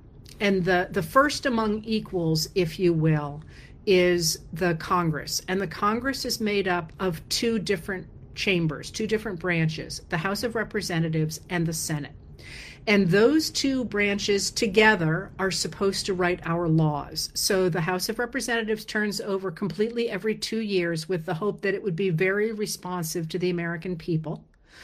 And the Senate turns over every 2 years, only a third of it does. The complete revolution of the Senate is every 6 years, although always it has had people stay there forever. I think I said to you once that until at least recently, I haven't checked the numbers recently, the only legislative body that turned over more slowly than the U.S. Senate was the House of Lords in the UK. So you have those two branches, and they are supposed to be the lawmaking body of the United States. So They can initiate laws, but each house has to approve of the laws. And there's one exception to the fact that people can initiate laws, and that's that the House of Representatives is the only place where revenue bills can start. And you can imagine the framers of the Constitution being concerned about taxes and the things that they had come out against with the king. So they made sure that the people would be the ones who were, the people's representatives would be the ones who would start revenue bills.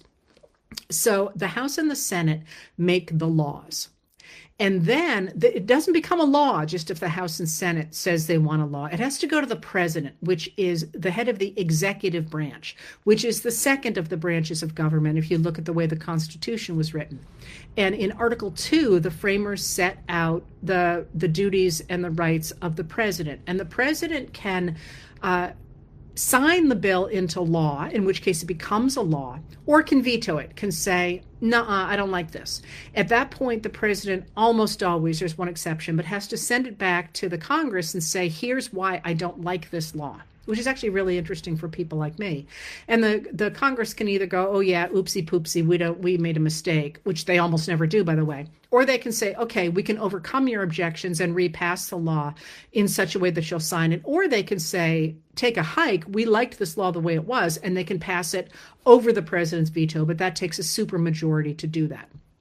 Those are the two branches of government that make laws. And then, as I always joke, there's this third branch of government, and that's the judiciary. And by the time the framers got around to forming the judiciary, I always tease my students and say, well, you know, by then, after they'd given all these things that the House is supposed to do and all these things that the Senate is supposed to do as the legislative branch, and then all the things that the executive was supposed to do, they're like really bored and they're like, "We got to go home. We're tired. We're hungry. Let's have a judiciary," and they walk away. Because in the Constitution, the judiciary is only given the power to adjudicate things between states and between the federal government, the United States of America, and other countries. But what happens is in 1803, with the case of Marbury versus Madison, the Supreme Court, under Supreme Court Chief Justice John Marshall, who was one of our great Chief Justices, took upon itself the right of what's called judicial review. And that is, they took upon themselves the right to say whether or not a law was constitutional. They were the ones who got to decide that. And that's, you know, at first the people didn't pay much attention to that, and sometimes it's been challenged. But really, since 1803, the Supreme Court has been able to decide whether or not a law is unconstitutional. And if the Supreme Court says, nah, really not, then they can declare it unconstitutional, and the Congress can get back to work and write a law that is constitutional according to that Supreme Court. Now, those are the three branches of government as they have been set out in the Constitution of the United States and as we have lived with them since that Constitution was signed. So what is going on right now, beginning on last Friday, is that the Trump administration is denying that order. They are working with a different concept of the executive branch that began to be developed under the Reagan administration. And one of the people who really pushed this was Samuel Alito, who at the time was in the Justice Department and now, of course, is on the Supreme Court. And what they argue is this. They argue that because the president is the head of the executive branch, that the president in that column cannot be checked. The president is all powerful. And so the other branches of government can't say, well, you can't do that. And the president can decide for himself whether or not laws are constitutional and whether or not the things that the Congress does, whether or not he's going to fulfill them. Now, this is deeply problematic, not least because the president takes an oath to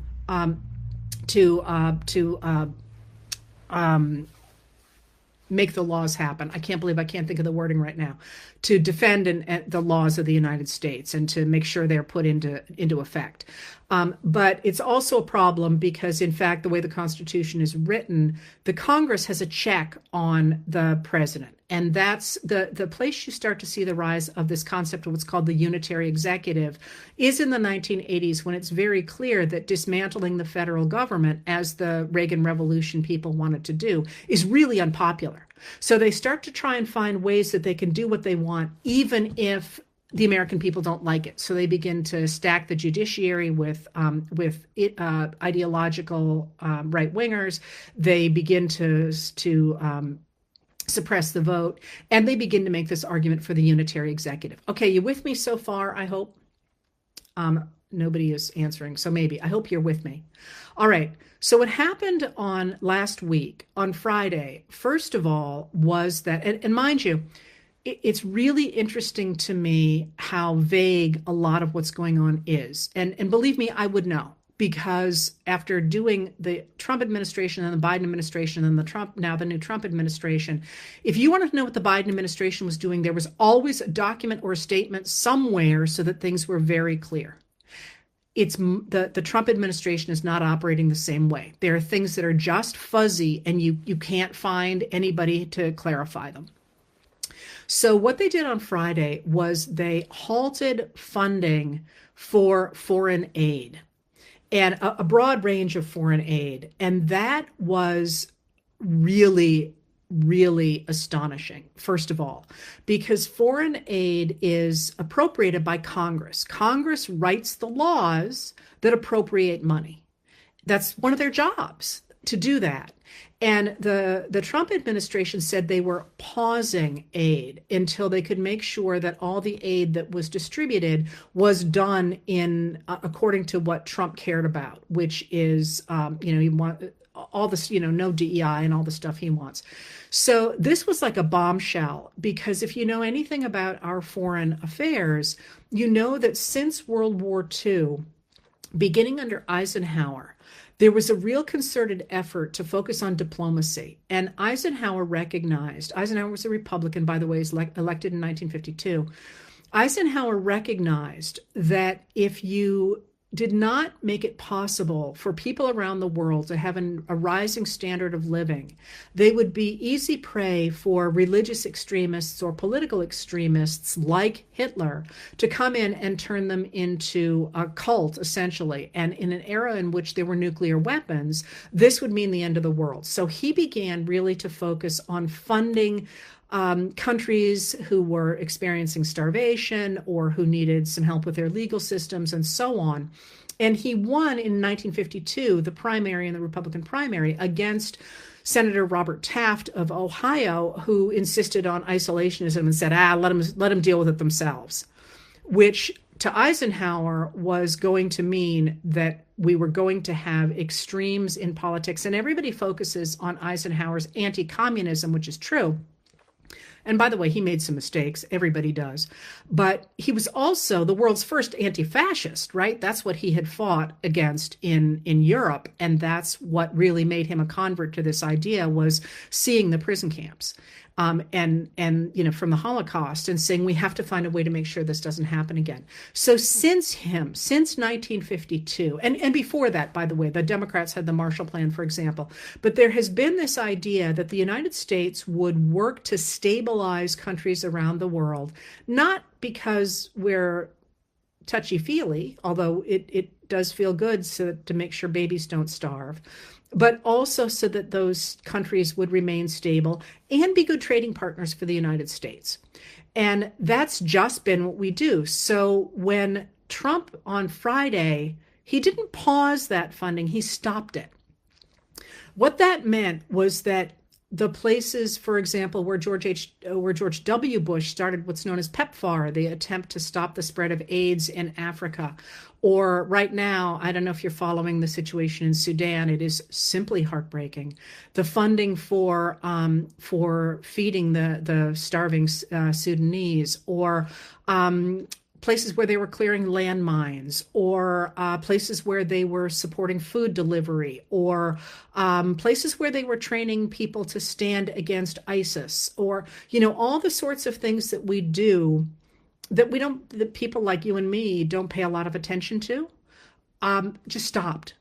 So all those places are suddenly standing there going, we don't know what we're going to do, because, for example, what do you do with the ISIS, the ISIS prisons, which we're funding to keep the ISIS people in prison? They're going to get them let go. And what about the people who have hired people to find landmines who now can't? And most dramatically, of course, the funding that we have put into development projects in developing countries as a hedge against, well, first of all, with luck in a way that will help those developing countries, especially across the middle of Africa. But by pulling that, what we are doing is saying to other countries, A, you can't trust us, and B, if China wants to do this, why don't you go play with China? Which is a really dramatic abdication of the role that the United States has played in the world since World War II. And of course, a complete dismissal of everything that Biden and Blinken tried to do to create a better global structure that supported the needs of everybody in the country, but in the world, but also that really made sure the United States had a seat at the table. We've just walked away from every single table, with the exception of the fact that the Trump administration continued to fund munitions for Israel and for Egypt. All right. So that was Friday. And then yesterday, last night, really late. I'm sorry, you know me, I've lost track of time already because I'm writing in different eras here. Trump did something else that built on that. So if you remember on Friday, I think it was on Friday, he fired the inspectors general from 17 different departments, major departments in the country. I wrote about that. It's actually quite interesting how we got inspectors general. But the reason that that's really important is because he tried that in his first administration. He fired, I think it was 5 major inspectors general whom he thought were disloyal to him after his first acquittal from his first impeachment. And when that happened in 2022, Congress wrote a law aimed at making sure he couldn't do it again. And they said that if you want to fire an inspector general, which, Obama did it too, the inspector general that he fired was really erratic, and but he did do it. And you don't want to fire inspectors general if you can possibly avoid it, because they're from outside and they're basically watchdogs for the departments. But Congress in 2022 wrote a law that said if you want to fire inspectors general, you have to give Congress 30 days notice, and you have to explain why you're firing them. Trump didn't do that. He just blew that off. And some of the Republicans who voted for that bill said they didn't care, including Tom Cotton of Arkansas, by the way, a senator from Arkansas. So what Trump apparently heard was go ahead and break the law. So what we saw Monday, today is Tuesday. So what we saw Monday was that Trump stopped the funding for every federal grant and loan in the United States of America. So think of anything the federal government does with, as I say, some exceptions. He says this does not include Social Security and Medicare, which makes sense because he promised up and down he wouldn't do that, and that's much of his base. But think of everything else. This is federal grants to local law enforcement. This is grants to states. This is education. This is Medicaid. This is supplemental nutrition programs, including women, infants, and children. WIC, if you know WIC, it's a great program. This is Head Start. This is, I could just keep on going. And here's the kicker. How can he do that? I can't tell you how many people have come up to me today and said he can't do that. It's against the law. Well, it is against the law because this is what's called impoundment. And impoundment was an attempt under Richard Nixon in the early 1970s to stop Congress from doing things he didn't like by saying, I don't care that you appropriated money to create this agency. I'm just not going to disperse that money. So you can create whatever you want, but I'm not going to put up any money to fund that. And you need to remember when I'm telling you this, that funding is your money. It is your money. It is my money. This is money that you pay into the federal government. So often we talk about, federal funding, and we don't seem to talk about taxes at the same time. And, taxes are really my thing. I love the study of taxes and it makes me sound like the most boring person in the world, which might be true. But when you talk about taxes, you are talking about what a society thinks is important enough to put money into. So when Nixon said, I'm not going to fund these things, he was saying, listen, I don't care what Congress said it wants to spend your tax dollars on. I, Richard Nixon, don't think that's a good way to do it. And Congress said, oh boy, is this not going to fly. So in 1974, they passed something called the Impoundment Control Act that said, and I paraphrase, screw you, you're not doing that. That's a paraphrase. What they said was a president may not impound monies that the Congress has appropriated for whatever purpose. You just got to do it. You have to make sure the laws are carried out. That's what the president agrees to do. So the right-wing movement in the United States of America, led in this moment by Heritage, the Heritage Foundation, which has very close ties to Viktor Orban in Hungary, says they consider that law unconstitutional. They consider that law unconstitutional. They consider that law unconstitutional. I bet you have some favorite laws you consider unconstitutional too, right? My point being that Trump has just signed on to the idea that is laid out in Project 2025 that the Impoundment Act is unconstitutional. It's a law. And courts have upheld this law repeatedly since 1974, saying Congress is the lawmaking body. If it says we're going to put $100,000 toward developing a new kind of Brussels sprout, which I'm making up, they may or may not have done that, that's what the people's representatives decided to do. Trump is saying, no, I don't care that Congress thinks we should fund cancer research. I don't care that Congress thinks we should fund supplemental nutrition programs. I don't care that Congress thinks we should fund law enforcement. I don't care that Congress thinks we should we should fund education. He is saying the person who gets to decide what we do is him. I want to make sure that sinks in deeply enough. He is saying that the person who gets to decide what this government is going to fund is him. So let me now step back from that a little bit and give you not necessarily a bigger picture, because that's a really big picture, but a picture of where we are in this 2-week period. Because I think what we have seen is somebody's asking what's going to happen and what do we do next. I'm going to come to that, I promise. But I do think the setup here is important because this is a constitutional crisis. And it looks very much like an earlier period in our history before we had a constitution that I'll talk about. But this other piece that I want to tell you about matters too. And that's that if you remember when he was running for office, and you must keep in mind that this president is mentally slipping badly. That really matters. He is not playing with a full deck. He is, I can't think of any other way to put it.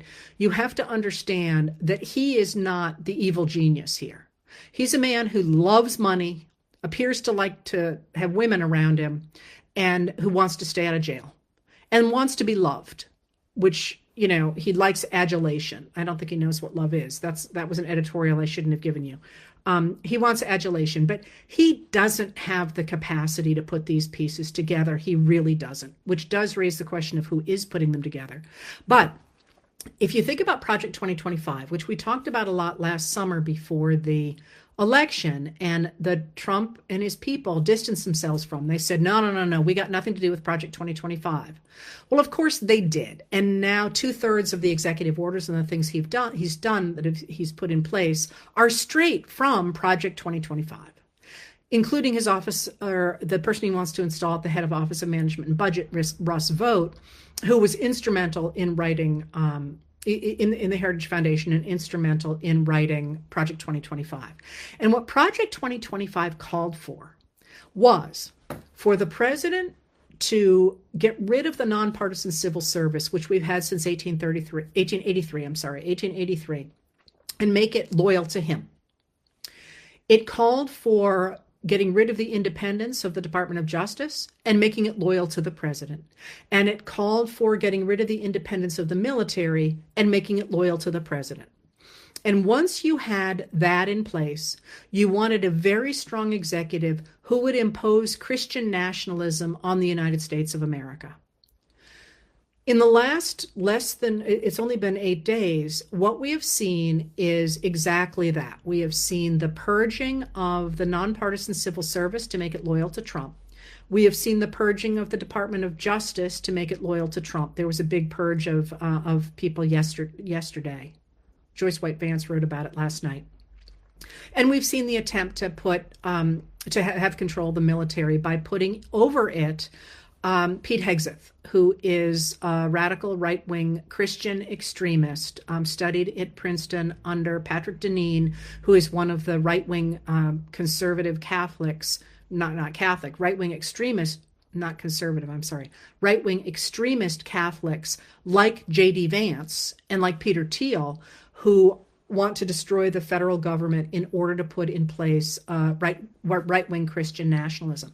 So we've got those three things in place, and now we have the attempt to destroy the secular government that we have had in place, that we have built, that you and I have built by electing our representatives, and to destroy it.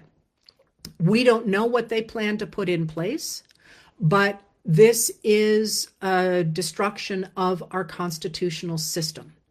And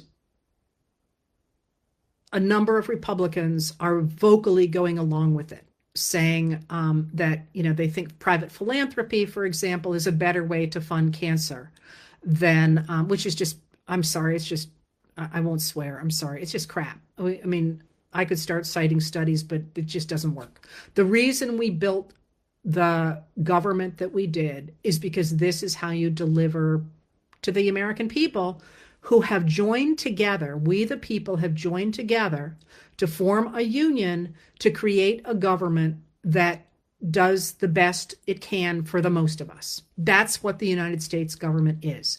And what they are coming in is saying, no, we're going to get rid of that because our guy, Donald Trump, although, as I say, I don't think he is the one pulling the strings here, is the one who should make the final decisions. So right there, we have ourselves a constitutional crisis. And let me walk a little bit further further. And now I'm telling you not what has happened, but what certainly seems like it's going to happen, because they have said it's going to happen. So what is he doing? And I think there are a number of things he's doing. I think one is they are provoking a constitutional crisis, and I will tell you more about that in a second.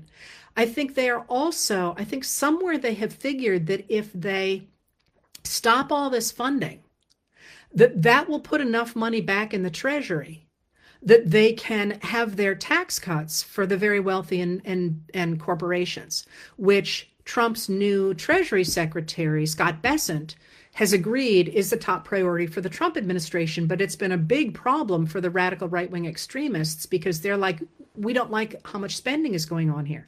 Well, they're the same ones who want to get rid of the secular government. So if you get rid of the secular government and you say, we're clawing back all that money, we're going to throw it in the Treasury, now we can give all the money to the rich people and corporations, it kind of is an equation that cancels a lot of stuff out.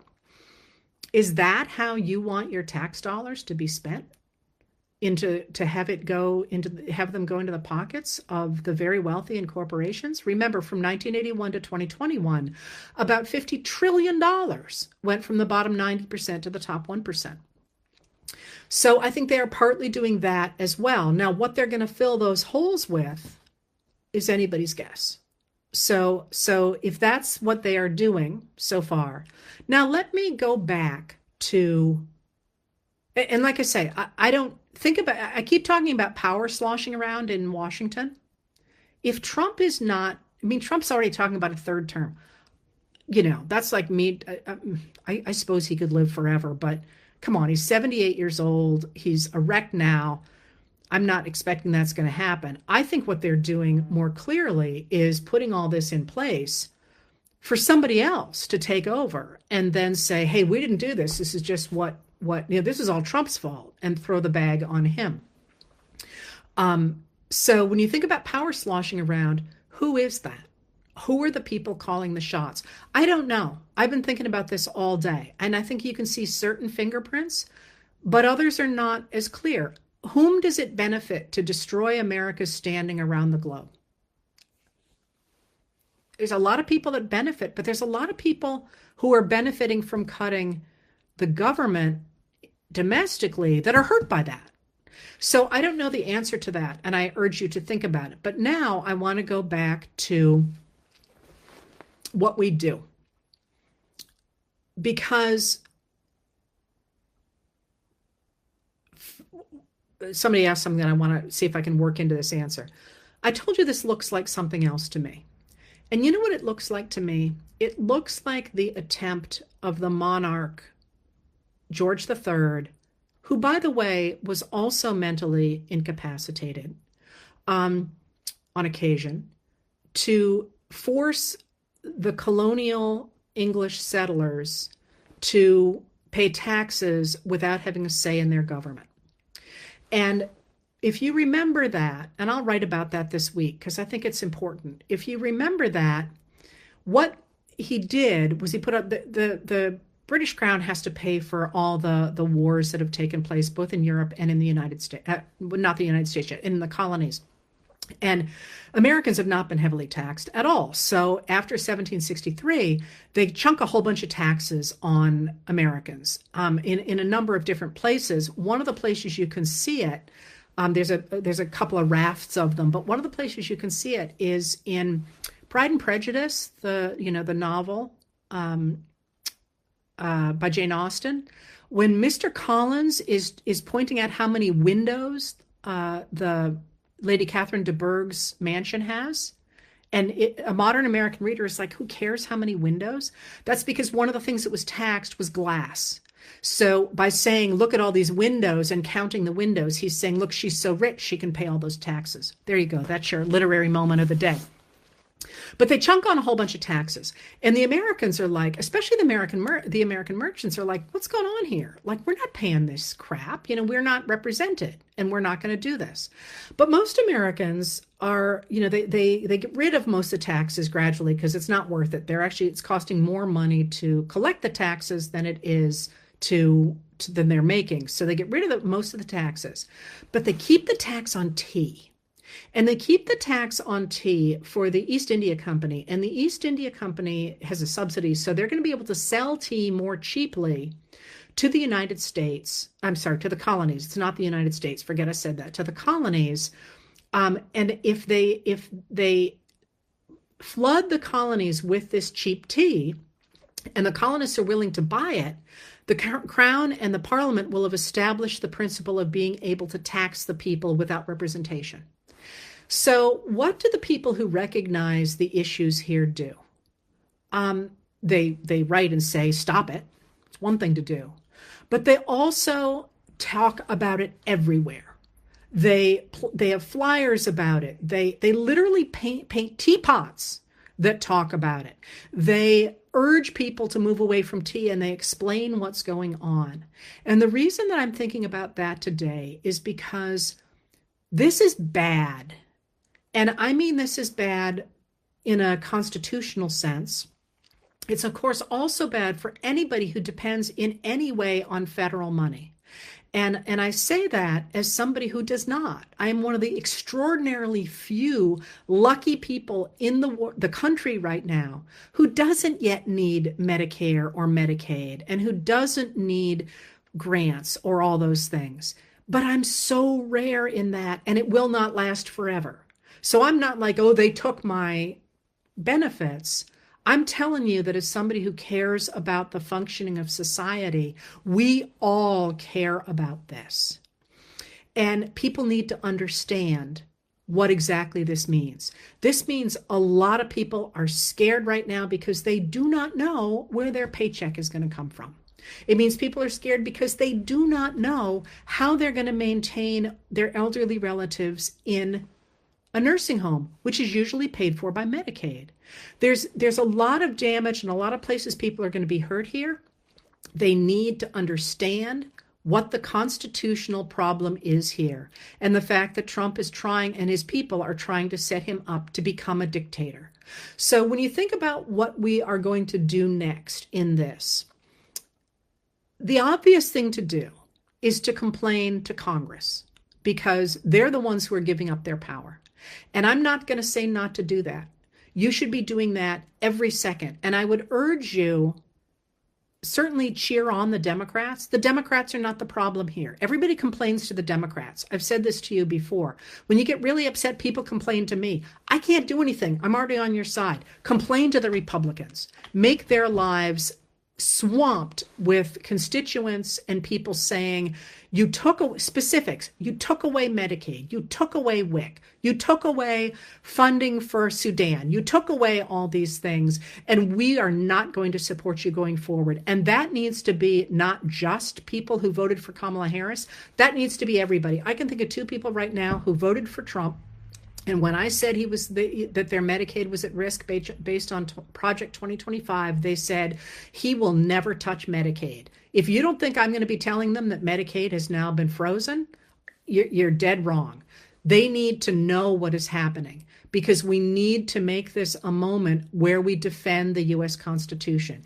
Do it by pressuring your Congress people, of course, but also do it by doing the same thing that the colonials did. Make sure you cannot not know this is happening, that people must know that this is happening. Because it is, somebody just said we need to stop this madness. It is madness. And when you write to Congress, when you write to the Republican senators, remember, I keep saying this, only about 14 of the Republican senators are MAGA. The other 40 or so are not. They're scared. And they need constantly to hear you are destroying your power, you are destroying the power of the Senate, and you are destroying the American constitutional government. And they must hear it in a huge way starting now, or it will be too late. They're very much testing the waters to see if they can get away with this. As I say, power is sloshing, and now is the time for Americans to say, these are my tax dollars. I mean, you can disagree. You can say, hey, I don't care. I just as soon let Donald Trump decide these things. I think the vast majority of us like the idea of having a Congress, a government, having the Constitution, rather than having a dictator decide what's going to happen. I will point out, of course, that we are less than 2 years away from 1776, which I think is really interesting. I think it's time for us to challenge what it means to be part of the United States government and what it means to be part of this country and what it means for the people to have a say in their government. And as you know, the right wing flooded the media. And today, CNN's Jim Acosta left CNN, said he needs to stand against dictatorship. He needs to stand against a tyrant. And now is the time we're going to have to be doing that. So what else did I say I was going to tell you today? That was pretty much it. I would urge you in this to take care of people who are frightened right now. But don't let up. I mean, one of the things you simply cannot do is say, I can't deal with this. I can't look at this. Because again, the number of people who want this country to become a Christian dictatorship, it's about 6% of a country of 332 people, 332 million people. Even if it were 332, it would be okay. 332 million people. If we speak up, they cannot do it. And I think that this is what they're trying to do, is hit so quickly that we don't see what's going on. And I would urge you really to focus at the state level, everywhere for sure. But call on your representatives, call on your Congress people, call on your state people and say, are you really okay with this? Because this is not the American democracy that I knew. We cannot be silent in the midst of this. Call it out. Somebody just said one of their Congress people said that it was a waste to put money into prosthetics for old people because it was a waste of money. Do you believe that? I don't believe that. Speak up for the things that you care about and that you believe in, and call this one out. Now, I'm sitting here Um, we have a lot of trolls here. Don't argue with the trolls. Shut them down. Uh, Block them. We're not going to have this conversation with them. They are wasting our time. And I'm trying to see, shop for Costco, shop at the people, shop at the stores that are supporting American democracy. Support the people who are supporting American democracy. It does not have to be partisan. At this point, it's absolutely not partisan. Are you with a dictator who is trying to destroy our Constitution, or are you with the American Constitution and our democracy? We can sort the rest out later. I'm seeing if there's anything else. People keep saying they're frightened and they feel alone. You're not alone. There's 17,000 people here on this call right now. Find your people. You can find your people. The place I always send people is to Red, Wine, and Blue, but you can go to any other organization, or you can just start some of your own. You must not be alone in this, but again, you must speak up. And again, they want you to be frightened. They want you to be so scared you won't speak up. And once they get to that place, then nobody will dare to speak up. But we are not there yet. I talked about this before the other night. Power is sloshing around.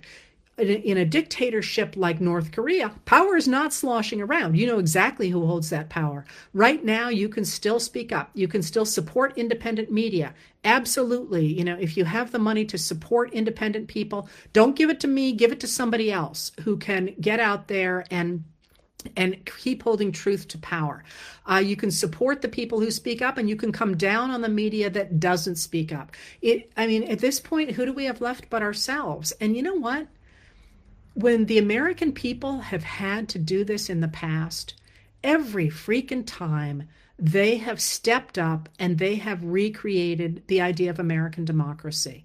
They did it in the 1850s. They did it in the 1890s. They did it in the 1930s. They did it in World War II. They began to do it in the 1960s. We can do it again today, because at the end of the day, all democracy is it's the idea that people have a right to work hard and create their own destiny, their own end. And what we are seeing here in this moment is MAGA Republicans saying, no, we don't actually think that you have the right to have a say in your government or to be treated equally before the law. We believe that a few dictators and one dictator overall get to determine your future. That has never flown in society. It's certainly never flown in American society. And this is our moment to say it's not going to fly now, or at least to go down fighting. And I don't believe it's going to come to that. I really think that this is in our DNA and that we can do it. We just have to make sure that people understand the stakes. Look around you. How many of even the MAGA voters around you would say, yeah, I'd rather have a dictator? They don't think that. They wanted to make sure that people like them had a shot at a future. And at least the ones who weren't openly Proud Boys and so on. I'm trying to cut them a break here. But given the choice between a dictatorship and a democracy, I think most of them would choose a democracy. You saw it during the Civil War as well, when people who were virulently racist, anti-Black racist, came on board to defend democracy. We've done it in the past. We can do it again. I'm trying to look here. Somebody just said my next book maybe should look at the times that the American public has done this. My last book did. The whole third section of Democracy Awakening was the different ways in which people had managed to expand democracy, even in really bad times. So actually, I'm working on a new book that's going to be fun, actually. People are asking, you live in a blue state, what can you do? Contact any of the organizations that are working to defend rights, including, as I say, Red, Wine, and Blue, because you can get involved across the states in these, in different races. You can put pressure on in different ways. If you're in North Carolina, get involved this minute trying to defend the election of Allison Riggs to the state Supreme Court. She won. The Republican is trying to throw her out by throwing out at least 4,000 votes, or as many as 60,000 legally cast votes. Get involved there. Get involved in Wisconsin. Wisconsin has an election on April 1st for a state Supreme Court seat. That needs to be held by a non-MAGA person, by a Democrat in this case, because that Supreme Court will determine whether or not Wisconsin will be gerrymandered within an inch of its life, so it only returns Republicans to office. Reach out to any of these organizations. Lots of people write to me saying they want to start stuff. I would urge you to make sure that there isn't already something out there doing what you're doing, because what people really need is support. And by that, I mean your time or your money, both of which are extraordinarily valuable. And if you don't have money to put into things, remember that your time is equally valuable. That's one of the things I always say to people. You know, there's two kinds of currency. One is time and one is money. And often the people who have a lot of one don't have much of the other. So whichever you've got, throw your oar in. Help independent media. I've talked about this before. Independent media is rising. Maybe you don't want to start your own web page about what's happening in your town. Find somebody else who is and say, you know what, maybe we can go together and I'll cover the school board meetings, you cover the basketball games, somebody else will cover, you know, the Department of Public Works, and we'll be able to inform people of what is happening in our towns. This is a moment for us to reclaim reality, so that we can't have a president who says he has had the army turn on the spigot of water in California. Do not even start me. It's crap. Somebody also wrote to me the other day and asked if it was true that Trump was calling out the Army Corps of Engineers to work in North Carolina. The answer to that is no. The Army Corps of Engineers has been there since the floods happened. They've cleared hundreds of millions of tons of debris. They've rebuilt all kinds of stuff. Trump is now saying he did that. That is a lie. Call that stuff out. There are all kinds of places we can be heard right now. We need to feel it and not say, oh, I'm scared, somebody else needs to do this. Think about it. 17,000 people here. Think of the difference we could make in just the next week if we all do things. It's okay to take a break, but make sure your voice gets heard. All right. I think that I'm going to leave it there. And somebody just said, what do you do in Florida? Again, you got plenty of pressure to put on places in Florida at the state level. Your state legislature is corrupt as hell. And same with Ohio and same with Mississippi. You can do a lot of good there just by dealing with your local legislators and saying, what are you doing here? Ohio's energy issue and all that, or Florida is finally starting to push back against Ron DeSantis. Cheer those people on. Demand that you get felons, that they actually honor the law that you all passed to get felons able to vote again. You just need to find your issue. All right. Somebody just asked how to watch me if you've quit Facebook. I am working on getting on YouTube and streaming to Facebook, and I'll keep trying to expand what I do. I got the impression you liked the short thing I did on Sunday. I will see if I can incorporate those more often. Things are coming at us awfully quickly. I will urge you once again, try and get enough sleep. You'll notice I'm posting the letters earlier, which means I'm not catching the 11 o'clock breaking news, but it does mean I'm getting sleep. Try and eat right, try and exercise, and try and laugh some, because as I say, a joyful population cannot be controlled. All right. Thank you for being here. And I will see you. I'm actually doing a big radio show at 5 o'clock, my time, somewhere. Don't remember where. Don't know what the topic is, but I will see you tonight in a letter, and I will see you again later on this week. Thanks for being here.